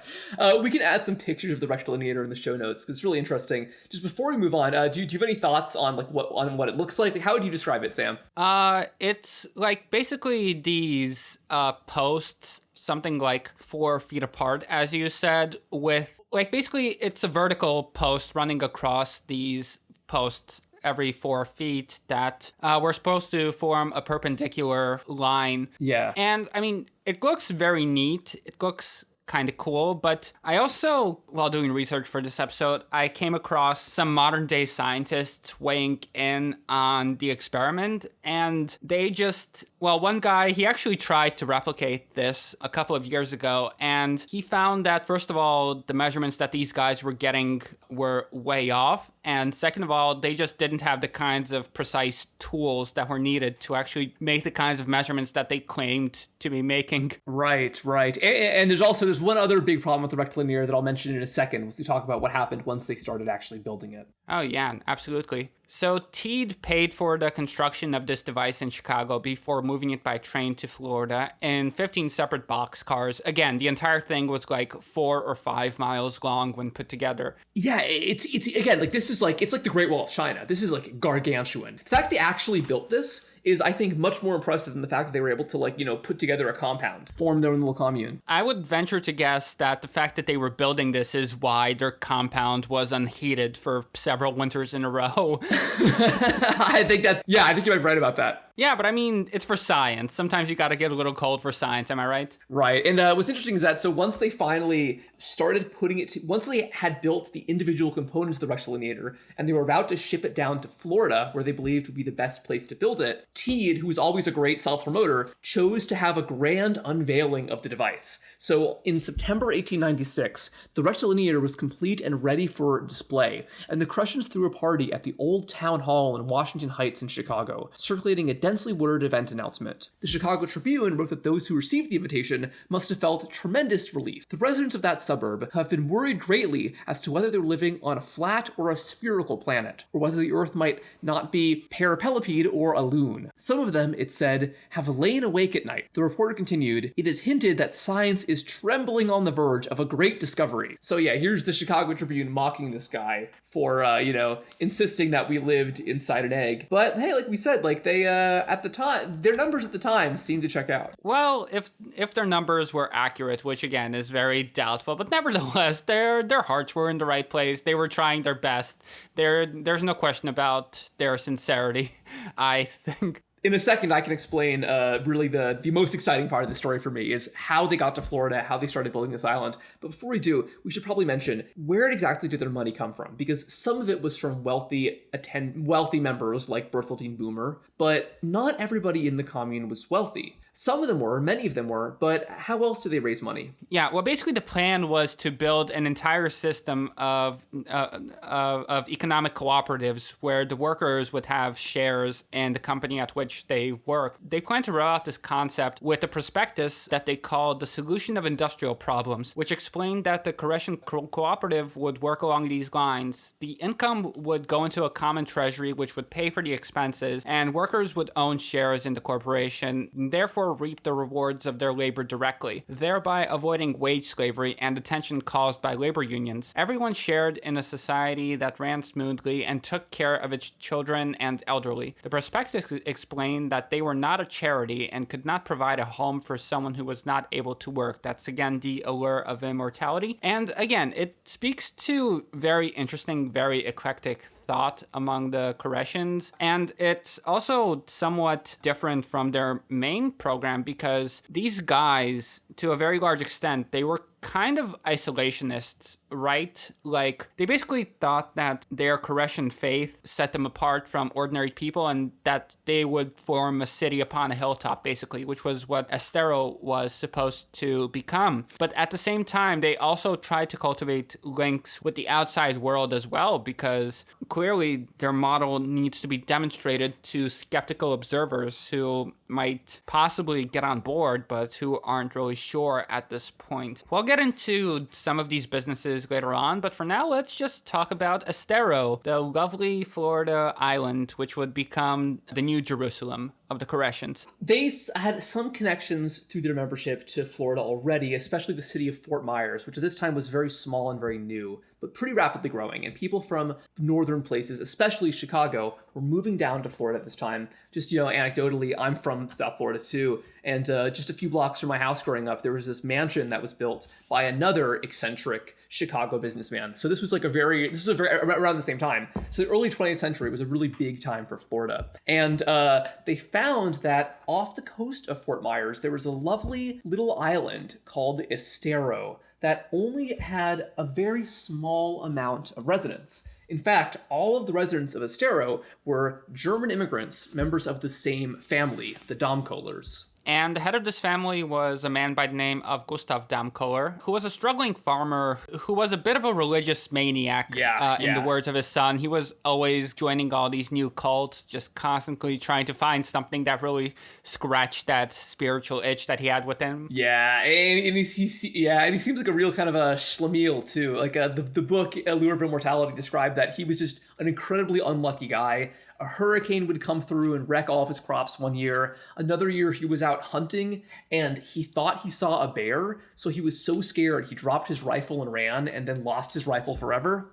And another time he was out fishing and he was so convinced that he was surrounded by sharks that he had some kind of a terrible panic attack that left him feeling permanently depressed for the rest of his life. Yeah, and shortly before Teed showed up, his wife and daughter, in fact, had died of illness. So Domkohler's son, Elwyn, who grew up around the Koreshans and didn't have very nice things about them. He was very resentful of the fact that these people came in from out of the blue and just took advantage of his father at a time when he was very deeply unwell. Yeah, but nevertheless, Dom Kohler, he corresponded with Teed for a while, and he decided that, I tried all these other faiths, but this one is for sure the real deal. So Teed traveled down there actually to see another piece of land, which ultimately didn't pan out. But in the process, he had finally met this man with whom he had been corresponding all this time by pure chance, and he was able to acquired the majority of the land owned by Dom Kohler for a laughable sum. It was like $300, I believe, for... No, yeah, I know, yeah. It makes you think of, like, the Dutch buying Manhattan for 24 beads. Yeah, although that one is apocryphal, I believe, but... Oh, okay. Oh, okay. Well, let's that can be our next episode. Oh, stay tuned.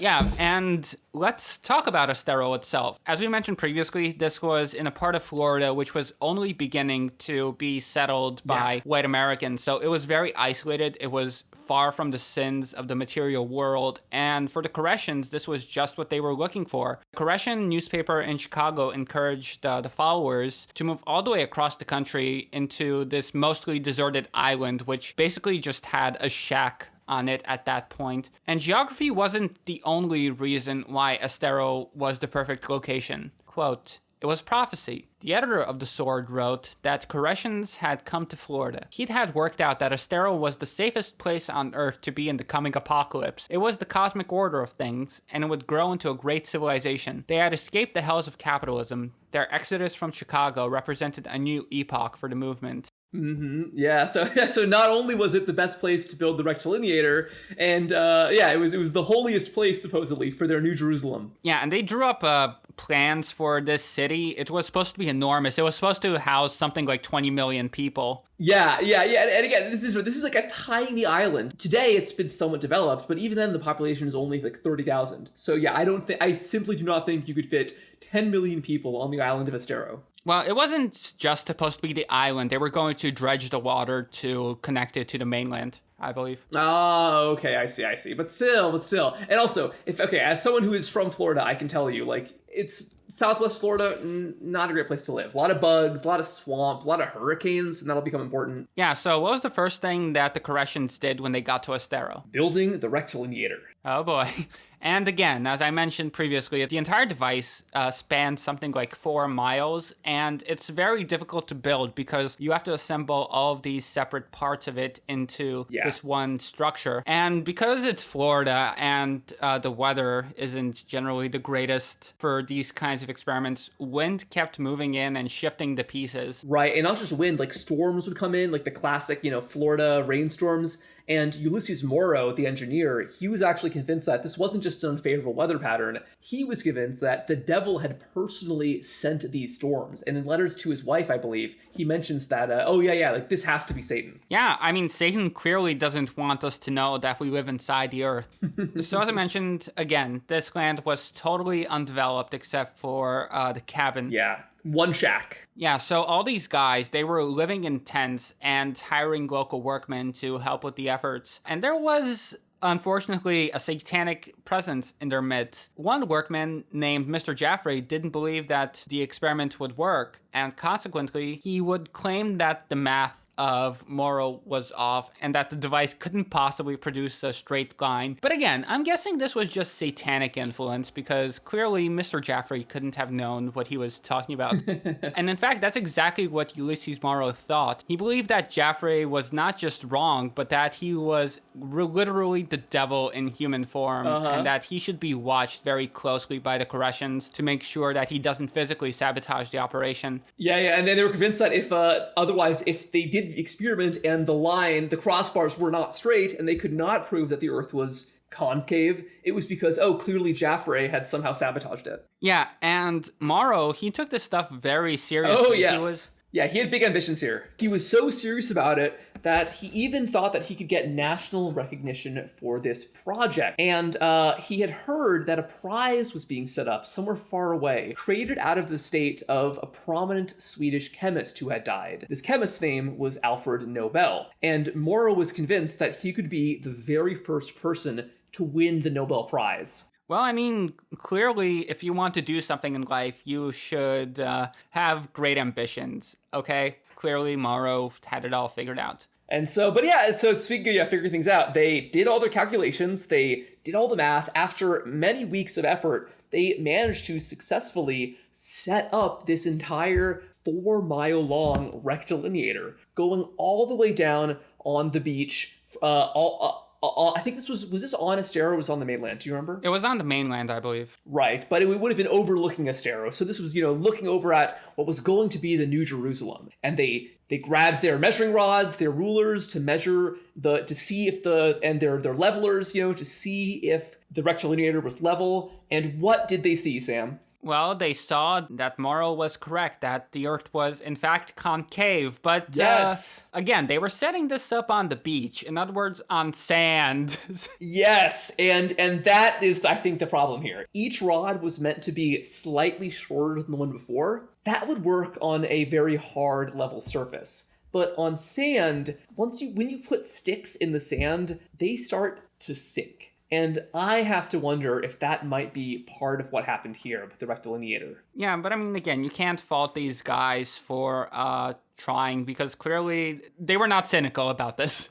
Yeah, they were trying their best, for sure. And aside from the rectilineator, there wasn't much good news coming out of Estero. In fact, the entire first decade of the commune faced a very difficult existence. There needed to be a lot of labor put in to clear the land and make it habitable. And it was in this period that you had a lot of Koreshans, disgruntled by the difficult life that they faced, leave the commune and go to papers all over the country claiming that they were being taken advantage of by this cult run by this very strange man who, while they were busting their asses trying to build this commune, was going around the country giving lectures. And yeah, I mean, there's not much to say. It was a very difficult and very grueling experience, but that's just what it takes to set up something on totally undeveloped land. Mm-hmm. But in fact, some of the people actually felt that the hardship was a plus side to the venture. Financier Bertaldine Boomer's husband had just died, and so she decided that she was going to go down to Florida with herself to leave behind her luxurious life of servants and fancy meals to live the Spartan lifestyle on the island of Estero to build this new Jerusalem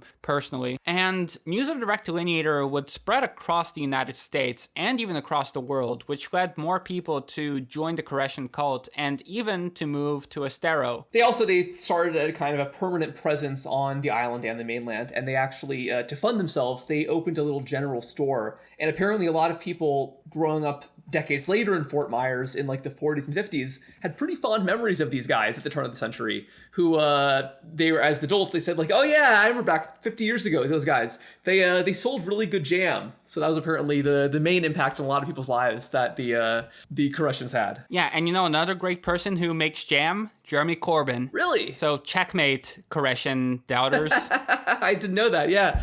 Yes, jam makers will inherit the earth. And speaking of inheriting the earth, so let's talk a little more. So obviously, this colony that they were starting to build, I think it wouldn't really be fully up and running until 1901, but in the late 19th century, they were putting the bones together. This was really intended to be the start of this new city, this new Jerusalem. And when they bought the land for pennies from Gustav Domkoller, they told him that he and his family, especially his son Elwin, would have a central role in this great city that was going to be built. And it would be the biggest city in the United States. What else did they intend this city to be, and how did they start putting it into practice? Well, they planned to, again, make a city upon a hilltop. Basically, the plans that Teed showed to Domkoller had the location where his cabin was supposed to be as like the very center of the city, and that Domkoller would be remembered forevermore as the person who allowed for this great Jerusalem to be built. Unfortunately, it didn't really pan out that way, but I mean, it's not for lack of trying, really. Yeah, and of course, this was not only supposed to be the largest city in the United States, it was also supposed to be a celibate city. Right, yeah, so I guess there would never be any natural population growth. It would just be, new people coming in and dying, and more people coming in and dying, or maybe not dying because they're immortal until, the end of days would come. Yeah, exactly. But unfortunately, it was not to be. Trouble began only a couple of years after the Koreshans showed up, and although some of the locals weren't very happy with the Koreshans either for their own reasons, as we'll get into soon, the Damkolers soon grew tired of their presence as well. Gustav began to have buyer's remorse a couple of years after the Koreshans had moved onto Estero. He somehow came to think that rather than being an essential part of the new heaven on earth, he had been tricked into giving up all his property to this strange group of fraudsters. So he went over to Fort Myers and he started a lawsuit against Cyrus Teed, claiming that Teed and his quote-unquote woman sorcerers had hypnotized him with singing until he had given up this land. It does seem like he was taken advantage of because initially he remained in the custody of 20 or 40 acres of land which he had not given over to the Koreshans because that was supposed to become his son's property. But ultimately, one night, Teed just had him over and basically convinced him to relinquish the rest of the land.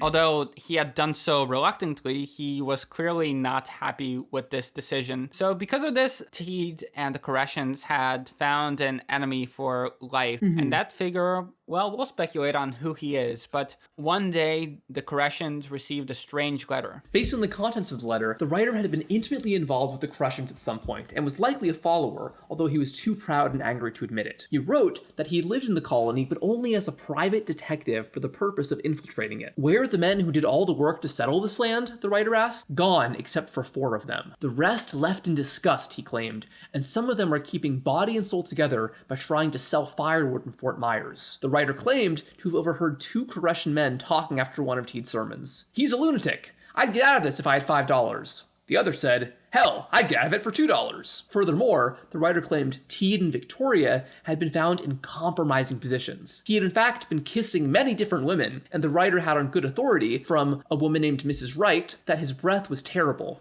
Mrs. Wright says that when you kiss her, she smells your foul Carthel breath, and she wonders how old Victoria could stand so much of it. You, he wrote, have robbed widows of money and character and then turned against them. You are a liar. He then put in thick red ink. Where are the Thunder Daughters, he asked, listing the names of 6 young and pretty women who came to Estero in the early days. His answer was that only Vesta, one of the women, remained. The most surprising thing the writer mentioned is something that was sort of airbrushed away from Koreshan history. Victoria's own son actually impregnated one of the women at Estero, the so-called Thunder Daughters, and the couple had a child out of wedlock. The writer boasted that he was in fact responsible for moving a post office off of Koreshan land, and that he'd exposed all of their fraud. Teed forced his female followers to lie for him, the writer accused. Are you in the Napoleon role now? He asked. He compared Teed to the famous puppet character Punch, and in fact included a caricature and profile of Teed. It is an amazing likeness of both Teed and Punch. The writer explained he was collecting information on Teed for many years and was waiting for the right time to air it. He signed the letter, "Your Hater,"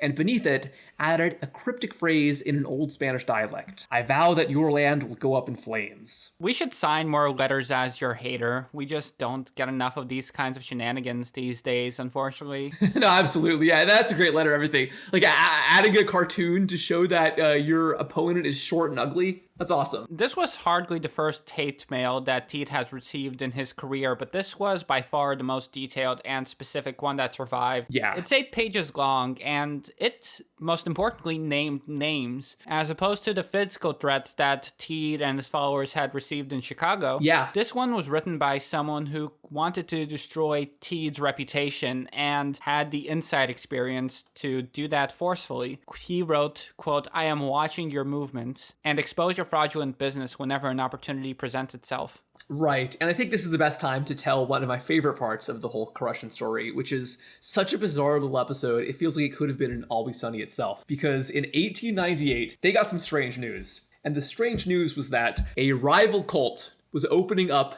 next door, known as the Order of the Crystal Sea, led by a group of people who called themselves fruitarians who wanted to found their own better celibate city right next door. Yeah, and the head of this movement was a woman who was supposedly royalty, in fact. She was Princess Edith Loletta, who said that she was the secret illegitimate daughter of the King of Bavaria and the famous dancer Lola Montez. Right, so this so-called princess and her husband came to Fort Myers to plan out her new colony, and she even came by the early site at Estero to try to recruit people over. But then some of them realized this woman, who was very large, very mysterious, very well dressed, and had a peculiar scar, seemed a little familiar. Because as it turns out, Princess Lolita was in fact Dis Debar, that notorious con woman who had joined the group back in Chicago and then been kicked out. Incredible. Riveting stuff. Yeah, it's great. It's great. And so as soon as Dis Debar got to South Florida, there was this instant rivalry between these two cult leaders. It doesn't seem like Dis Debar's cult ever actually got off the ground, but she did make some very damning allegations in the local Fort Myers press against Cyrus Teed. And then he fired back with his own allegations. The main thing she argued was that they were not, in fact, celibate, and that this whole group was his harem. Again, she never implied that she had been abused in any way, but she insisted that he was secretly sleeping with many different women in the group. No four members ever corroborated this, but there was a person who made an interesting claim, and that was that person from the last letter. So Mrs. Wright never said that she was abused or harassed by Teed, but she said that he was always kissing women, and that although he was technically celibate, he would kiss women to generate tension within his biological battery, which I guess would make him holier or something. That's a great excuse, honestly. Yeah. Although when met with this allegation, Teed denied everything, and he fired back that it was all projection, because he alleged that back in Chicago, Dis Debar had tried to convince a young girl to seduce a male member in a harebrained scheme to steal his money. Yeah, so eventually Princess Lolita's colony idea came to naught. It fizzled out and moved over to England, where a few years later she would be arrested for fraud after it was discovered that she had been posing as the so-called Swami Laura Horace and was selling stolen Koreshan pamphlets in London under her own name. Right, yeah. So the whole, Dis Debar rival cult thing, it didn't have any, didn't do too much harm directly on the start of this Florida compound, but it did lead to a lot of press coverage, which I think was both good and bad for the Koreshans. Yeah, and in addition to the Dis Debar saga, there was also the lawsuit that had been filed by Gustav Domkohler. Right. From Domkohler, yeah, which was again just led to more press coverage. And apparently it was that lawsuit by Domkohler which actually first started to turn the public opinion of people in Florida against the Koreshans. Yeah, in fact, the Fort Myers Post wrote, quote, "If even 10% of these allegations are true, Cyrus Teed ought to have been in the clutches of the law a long time ago." Yes, and so following that coverage by the local newspaper, suddenly national reporters started to pay attention. So journalists from Pittsburgh came down to investigate the Koreshan colony, and they noted that, in fact, things were so bad that a couple Koreshans from Europe had attempted to leave the group, but because they didn't speak any English, they were really unable to actually find any meaningful work on the mainland and were just begging on the street for money. Yeah, and there was another piece written in Chicago at this time against the Koreshans, but this one was far less convincing. It claimed that the policy of celibacy had caused one young woman to, quote, "die of a broken heart," and a little girl died from neglect because Teed had hypnotized her mother into not caring for her child. And the New York Times, they also got back on the Teed train. The claim that Teed had confiscated gold jewelry from his followers and melted it down to create a sword to gift it to Victoria Gratia for her birthday. Yeah, well, which is great. I love that, yeah. But I think the funniest thing about all of this coverage is that despite it, it seems like it only helped the Koreshans grow. Because, people, they skimmed over the parts about the gold sword or the deaths of a broken heart, and instead they looked in the part where it said, this guy claims if you join his group, you can live forever. Because that really appealed to a lot of people. And so many people from not just the US, but as you mentioned, from other countries, started coming to the commune in Chicago and then eventually to the new commune in Florida. Yeah, and so in 1901, the Pan American Exposition happened in Buffalo, New York. It was a world fair 20 years after the famous convention in Chicago, and it gave Teed an opportunity to go back home right up to upstate New York. And at the World Fair, Teed was able to set up an entire kiosk for the Koreshan religion. But unfortunately, it doesn't seem like this particular venture was very fruitful because Estero wasn't set up yet, and although they had the plans, the people living down there still didn't really have the means to provide for people coming over. Nevertheless, all publicity is good publicity, and people were certainly aware of Teed at this time. And in fact, Teed had made himself very well known to one group which would come to haunt him. Teed decided that he was going to take on the political establishment. Yes. And that, right, might have been his greatest mistake. Yeah, although this was kind of inevitable at a certain point, I'd say, as we saw, the Koreshans were clearly a very political bunch, so it was no surprise that once the bulk of the group had moved to Florida at the end of 1903, when the colony was finally complete, they began to involve themselves in electoral questions. And at this point, this part of Florida was still very scarcely populated, which meant that the Koreshans, although they only had 50 men in their ranks, because again, this was 1904, they didn't have women's suffrage yet, but nevertheless, they had enough people to potentially swing an election. And the Fort Myers region at this point was in the grip of a family known as the Hendrys. These were your typical small town, small business tyrants. The mayor of Fort Myers in 1904 was Lewis Hendry, who was the same lawyer who represented Gustav Domkoller in his case against the Koreshans. And this guy, he was sketchy to hell and back, because once the trial was over and the court found in favor of Domkoller,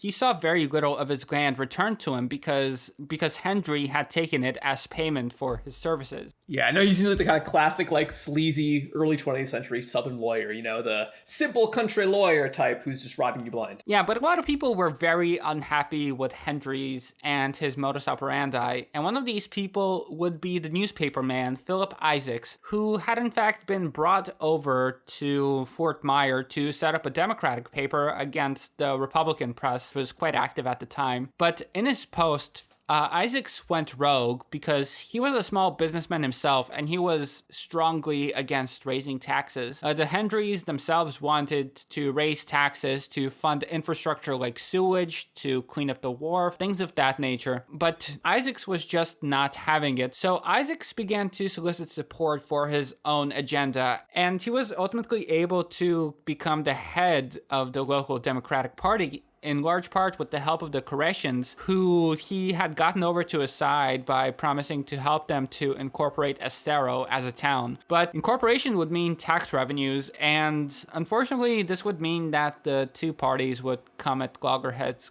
quite soon. So Isaacs, he's the head of the local Democratic Party, and he's able to unseat many of the Hendrys and their supporters in the 1904 election. But by 1906, the Koreshans were no longer on such great terms with Isaacs. The Koreshans had intended to vote for a pro-tax candidate in 1906, and Isaacs, he became their enemy at that point. Since Estero was now an incorporated town, they wanted to get a share of the county tax revenues, and Isaacs, who was now the head of the local Democratic Party, found a way to disenfranchise them. Isaacs and his committee decided to require Democrats to sign a pledge before they could vote in the primary. This pledge affirmed that the voters had supported Democrats across the board in 1904. Just to interrupt here, the fact that this existed is just such an insane indictment of how unbelievably undemocratic the South was in the early 20th century. Like, that is just shocking. You sign a loyalty pledge just to be involved. But I'm sorry, let me continue. This pledge was made because it was widely known that the Koreshans were Republicans. They had supported Teddy Roosevelt for president because they liked that he broke up monopolies and resolved labor disputes. But on the state level, the Koreshans voted for Democrats. Even so, they didn't qualify to vote in the 1906 primary under Isaac's rules. Despite this, they showed up to vote anyway. The poll workers handed each man a copy of the Democratic Pledge. Koreshan member Ross Wallace, a street preacher and square dance caller who was now a candidate for county commission, was the first in line. He took the piece of paper, crossed out the crucial clause, signed the pledge, and returned it to the election official, who allowed him to vote. Then, one by one, each of the 55 Koreshan men did the same, striking through the words that disqualified them, signing the document, and casting a vote. 4 days later, Isaacs and the Democratic Executive Committee revoked the Koreshans' votes. The decision was unanimous, and the state of Florida supported it. By voting, Isaacs said, the Koreshans had committed a misdemeanor punishable by 3 months in jail. That's just nuts. And I mean, it may seem shocking to us, but this was just how politics was done in local elections in large swaths of the country until fairly recently. Yeah, no, a lot of Rick Perlstein stuff really kind of exposes this, especially in his earlier books. It's really crazy how so much of American democracy wasn't even true until like yesterday, if it ever was. Yeah, so before Isaacs had a falling out with the Koreshans, he had actually allowed them to have their views and editorials published in his newspaper, the Fort Myers Press. But once they had a falling out, the deal was no longer actual, of course. So the Koreshans went and founded their own newspaper. And surprisingly, they got it up and running 2 weeks after they had been disenfranchised, which shows that they were very well organized and well equipped by this point. Throughout this episode, we've voiced admiration for the Koreshans for clearly having their shit together, and this is one great example. I mean, just 2 weeks to put together an entire newspaper. But what were the contents of this newspaper? Oh no, it was great. It had its own cartoons. It had articles. The one cartoon you found, Sam, it shows one of their rivals. Is it Isaacs himself? Yes, that's Isaacs. They basically had a long-running series of political cartoons in every issue that would show Isaacs in various compromising positions. Oh yeah, this one is the best. It's basically a meme. It shows Isaacs as a baby on a high chair,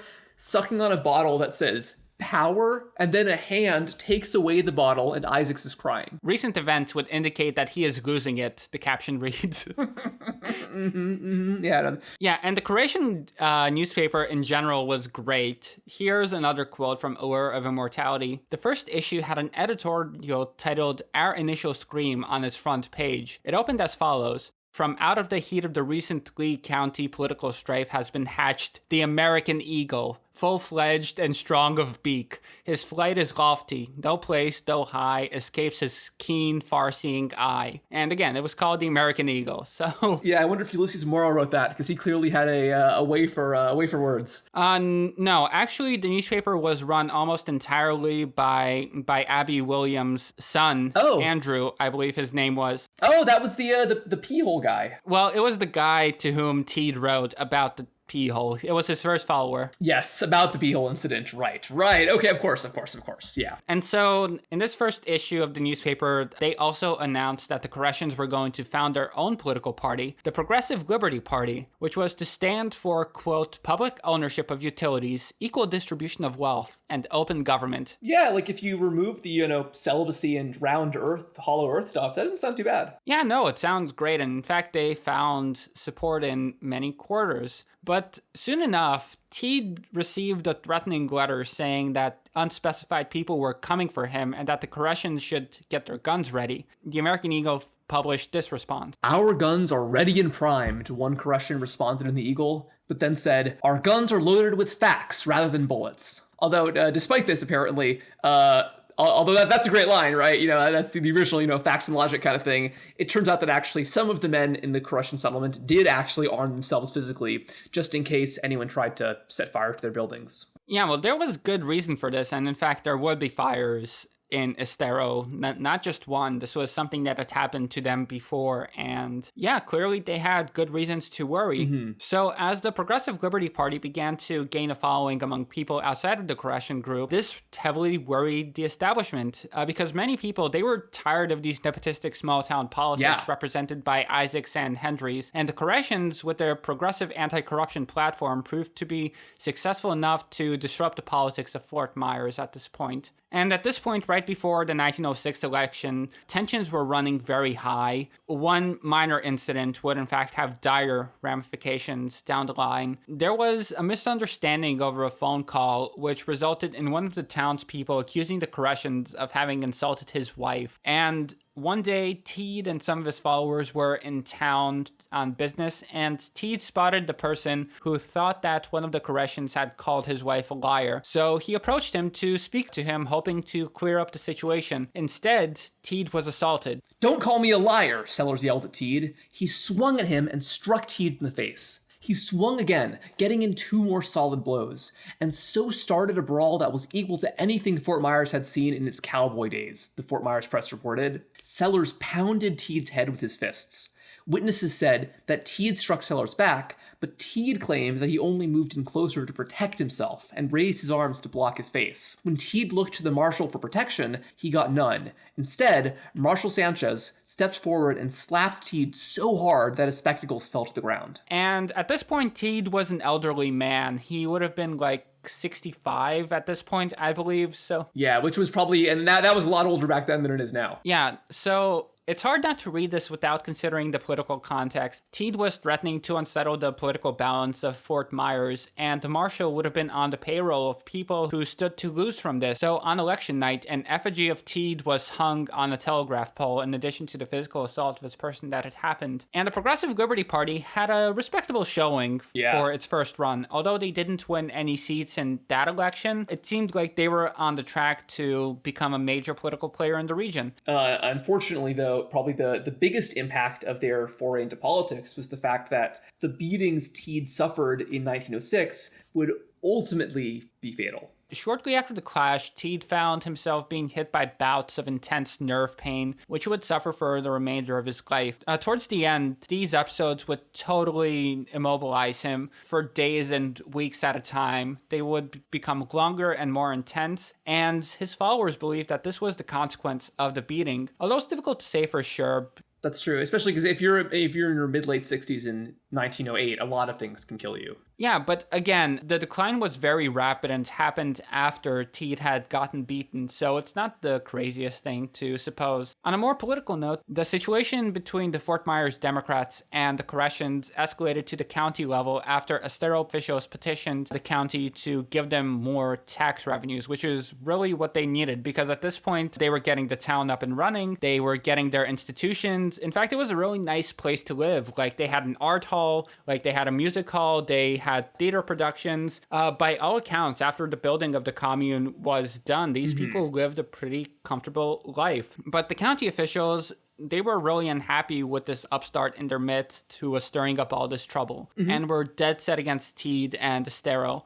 To this end, they had the town unincorporated. And in addition to this, remember when we mentioned burning? Some of the buildings in Estero were burned to the ground around this time as well. And the movement believed that there was foul play involved, and clearly it's not the craziest thing to suppose that they were in the crosshairs, especially with actual threats being addressed to them. So, although Estero would be reincorporated when the matter reached higher levels of Florida government, the downfall of the Koreshan commune began at this point. Teed was ailing with diseases. It became increasingly clear that the time of his theocrasis was at hand. And in general, it just looked kind of bleak. Yeah, so Teed would continue to travel around a little bit while he was still able to. In fact, he was in Washington, D.C. when he was hit by one particularly bad bout of nerve pain, which ultimately got so overwhelming that he decided to move back to Estero in the meantime to be in the presence of his followers who would take care of him. And this was how he spent the remainder of his life. He was writing a novel at this time. To quote from Allure of Immortality, Teed's novel is an apocalyptic story in which Chinese and Japanese forces invade the United States and bring about Armageddon. In the book, thousands of people come together in Florida on the Gulf of Mexico in the city of Blessed, that is, Estero. People are building 1,000 mysterious machines. They don't know what they are building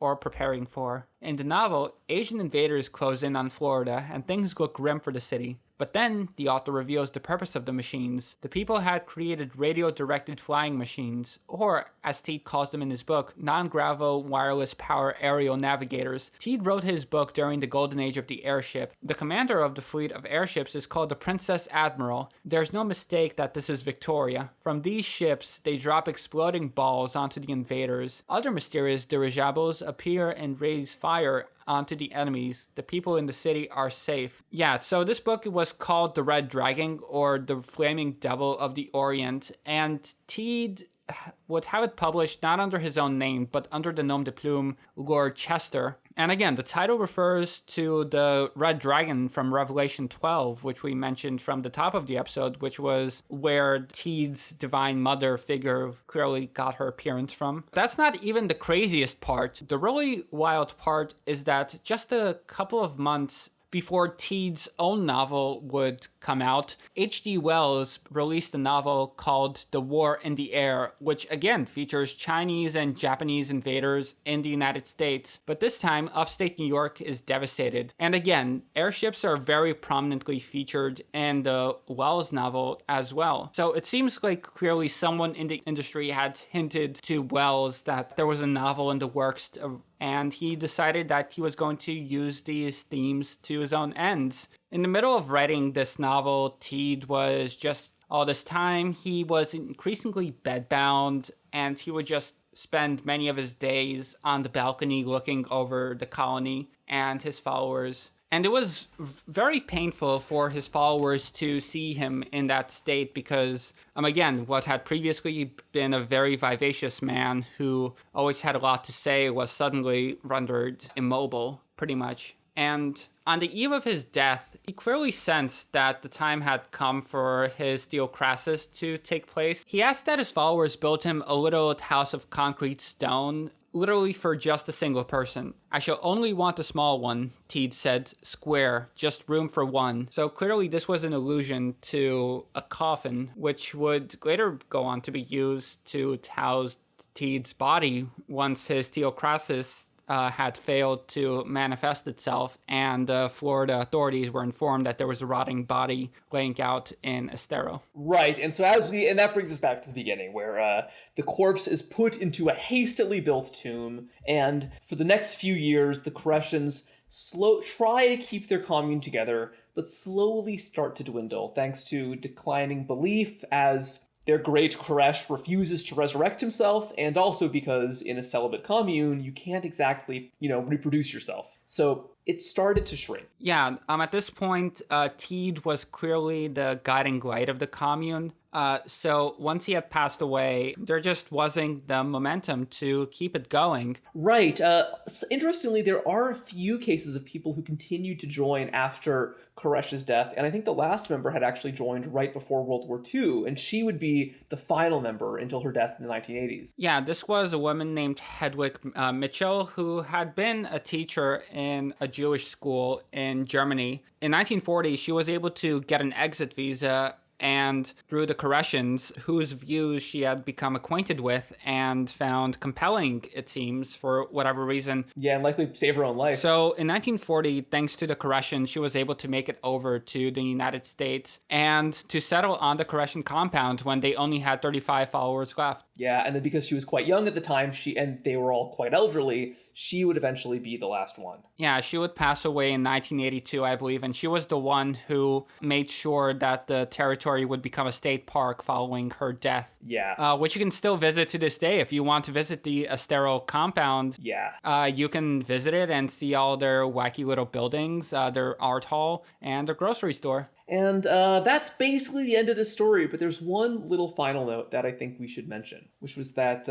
something interesting happened about 13 years after Cyrus Teed's death. Something that might have given just a last little spark of hope in the minds of the Koreshan Unity Church. And this was, of all things, the 1921 Tampa Bay hurricane. Because in 1921, 101 years ago, a hurricane rolled through southwest Florida that was apparently pretty bad. It was a Category 4, and I believe it was the worst hurricane to ever hit Tampa directly. It led to a significant devastation of the Caribbean and surrounding areas like Florida. It tore through Cuba, went past the Yucatan Peninsula, before eventually landing right near the island of Estero. The Koreshan compound was terribly shaken. I'm sure many windows might have been broken. I'm sure some buildings might have been damaged. The remaining members of the Koreshan movement were huddled inside, probably praying for safety, maybe even wondering if this hurricane could be the end of days itself. But then the next morning, they went outside to see the damage. None of them, thankfully, were killed, but there was severe monetary damage. And they realized that the worst of the damage was, in fact, on the tomb to Cyrus Teed that they had built years earlier. This tomb, which had been built, I think, in just one day, very quickly, was destroyed in the hurricane. And to their shock, it was empty. There was no sign of the body of Cyrus Teed. So eventually they would find a skeleton, which most certainly was the skeleton of Cyrus Teed. But I gotta wonder if, some of the Koreshans had to think that maybe this meant that somehow the big man did get out after all. Maybe during the hurricane, maybe before that, maybe he did rise from the grave. And for all we know, Cyrus Teed could be out there somewhere. And maybe sometime in our lifetimes, he's gonna return. And he'll help all of us get into this New Jerusalem. Hopefully this time, not on Florida. And before we wrap this episode up, let's quickly go over what happened to several of the prominent members of the Koreshan community. Yeah, so following the death of Teed, in fact, only a couple of months after it, Victoria Gratia, she eloped and got married to the dentist of the Koreshans, and she would continue to live for a couple of more decades. At which point, this episode was really striking to the Koreshans because Victoria Gratia, as we mentioned earlier, was supposed to be the second half of the Godhead. Teed, after undergoing theocrasis, was supposed to come to dwell within her body, and she was supposed to take over leadership of the group. And her running away with this guy just totally shattered the faith of many of the members of the commune. And the newspaper that we mentioned, the American Eagle, would in fact continue to be published until the 50s, I believe it was. Allen, who again was the son of Aby, he actually made the journal somewhat well respected as a botanical newspaper because he had a very strong he had a very strong interest in farming and botany and insects and things of that nature. So he spent the rest of his life living on this commune and writing and putting out this newspaper to write about these kinds of topics, which won him some renown in the world writ large. And speaking of renown, the Koreshan commune would continue to be visited by many fun figures, most notably perhaps by Thomas Edison, who had a summer residence in nearby and who had been acquainted with the Koreshans. He would often come by to visit them, and he seemed to enjoy himself over there, so I guess it was a nice place after all. Mm-hmm. No, yeah. No, yeah, it's, definitely just Florida at this time is just a very funny, very interesting place. It's always been very cursed in many ways, but I think that these guys, the Koreshans, I think, were better than a lot of them going to Florida at this time. Yeah, in fact, the Koreshans were a blessing upon the blighted face of Florida. And I think in general, it's probably obvious to listeners, but you and I both kind of have a soft spot for these guys because they're kooky in a way that was fun and interesting and didn't seem to be that harmful. It really seems like they had this genuine belief that often came from a place of real sympathy for struggling people and often, and kind of this naive but very kind of charming passion for the truth and to explain the secrets of the world. This was a time when so much about the world was coming into question and so much was supposedly being explained. And these guys, the followers of Cyrus Teed, they thought they had a way to explain all of it. And it's really easy to see why that might have been attractive. Yeah, I mean, hell, without the cellular cosmogony stuff, I could get down with a lot of what Cyrus Teed said. Oh yeah, no, especially the gender and class stuff was right on the money. And especially compared to what was the political mainstream at this time. These guys were incredibly progressive in their own way. They just happened to also believe that we lived inside an egg. Yeah, so I guess it's safe to say that that the Koreshans are officially our favorite cult. And if you're looking to start a cult, maybe look over the Koreshan literature, and there you have a great starting place. All right, I think that'll be it for this week. Thank you so much, everybody, for being part of this, and thank you, Sam, for doing so much great research as always on this episode. Well, thank you, Liam, as well, for your leading role in introducing us to this topic and for putting together the bulk of the episode. And again, if you'd like to learn more about the Koreshans, please be sure to check out Milner's The Allure of Immortality. It's a great read. Right, great book, yeah. And you really will learn a lot about this fascinating movement and these very kooky people. Yes, we are going to be diving back into a very different aspect of American history soon, so stay tuned to Gladiator for Europe. We've got some great stuff coming. Bye-bye.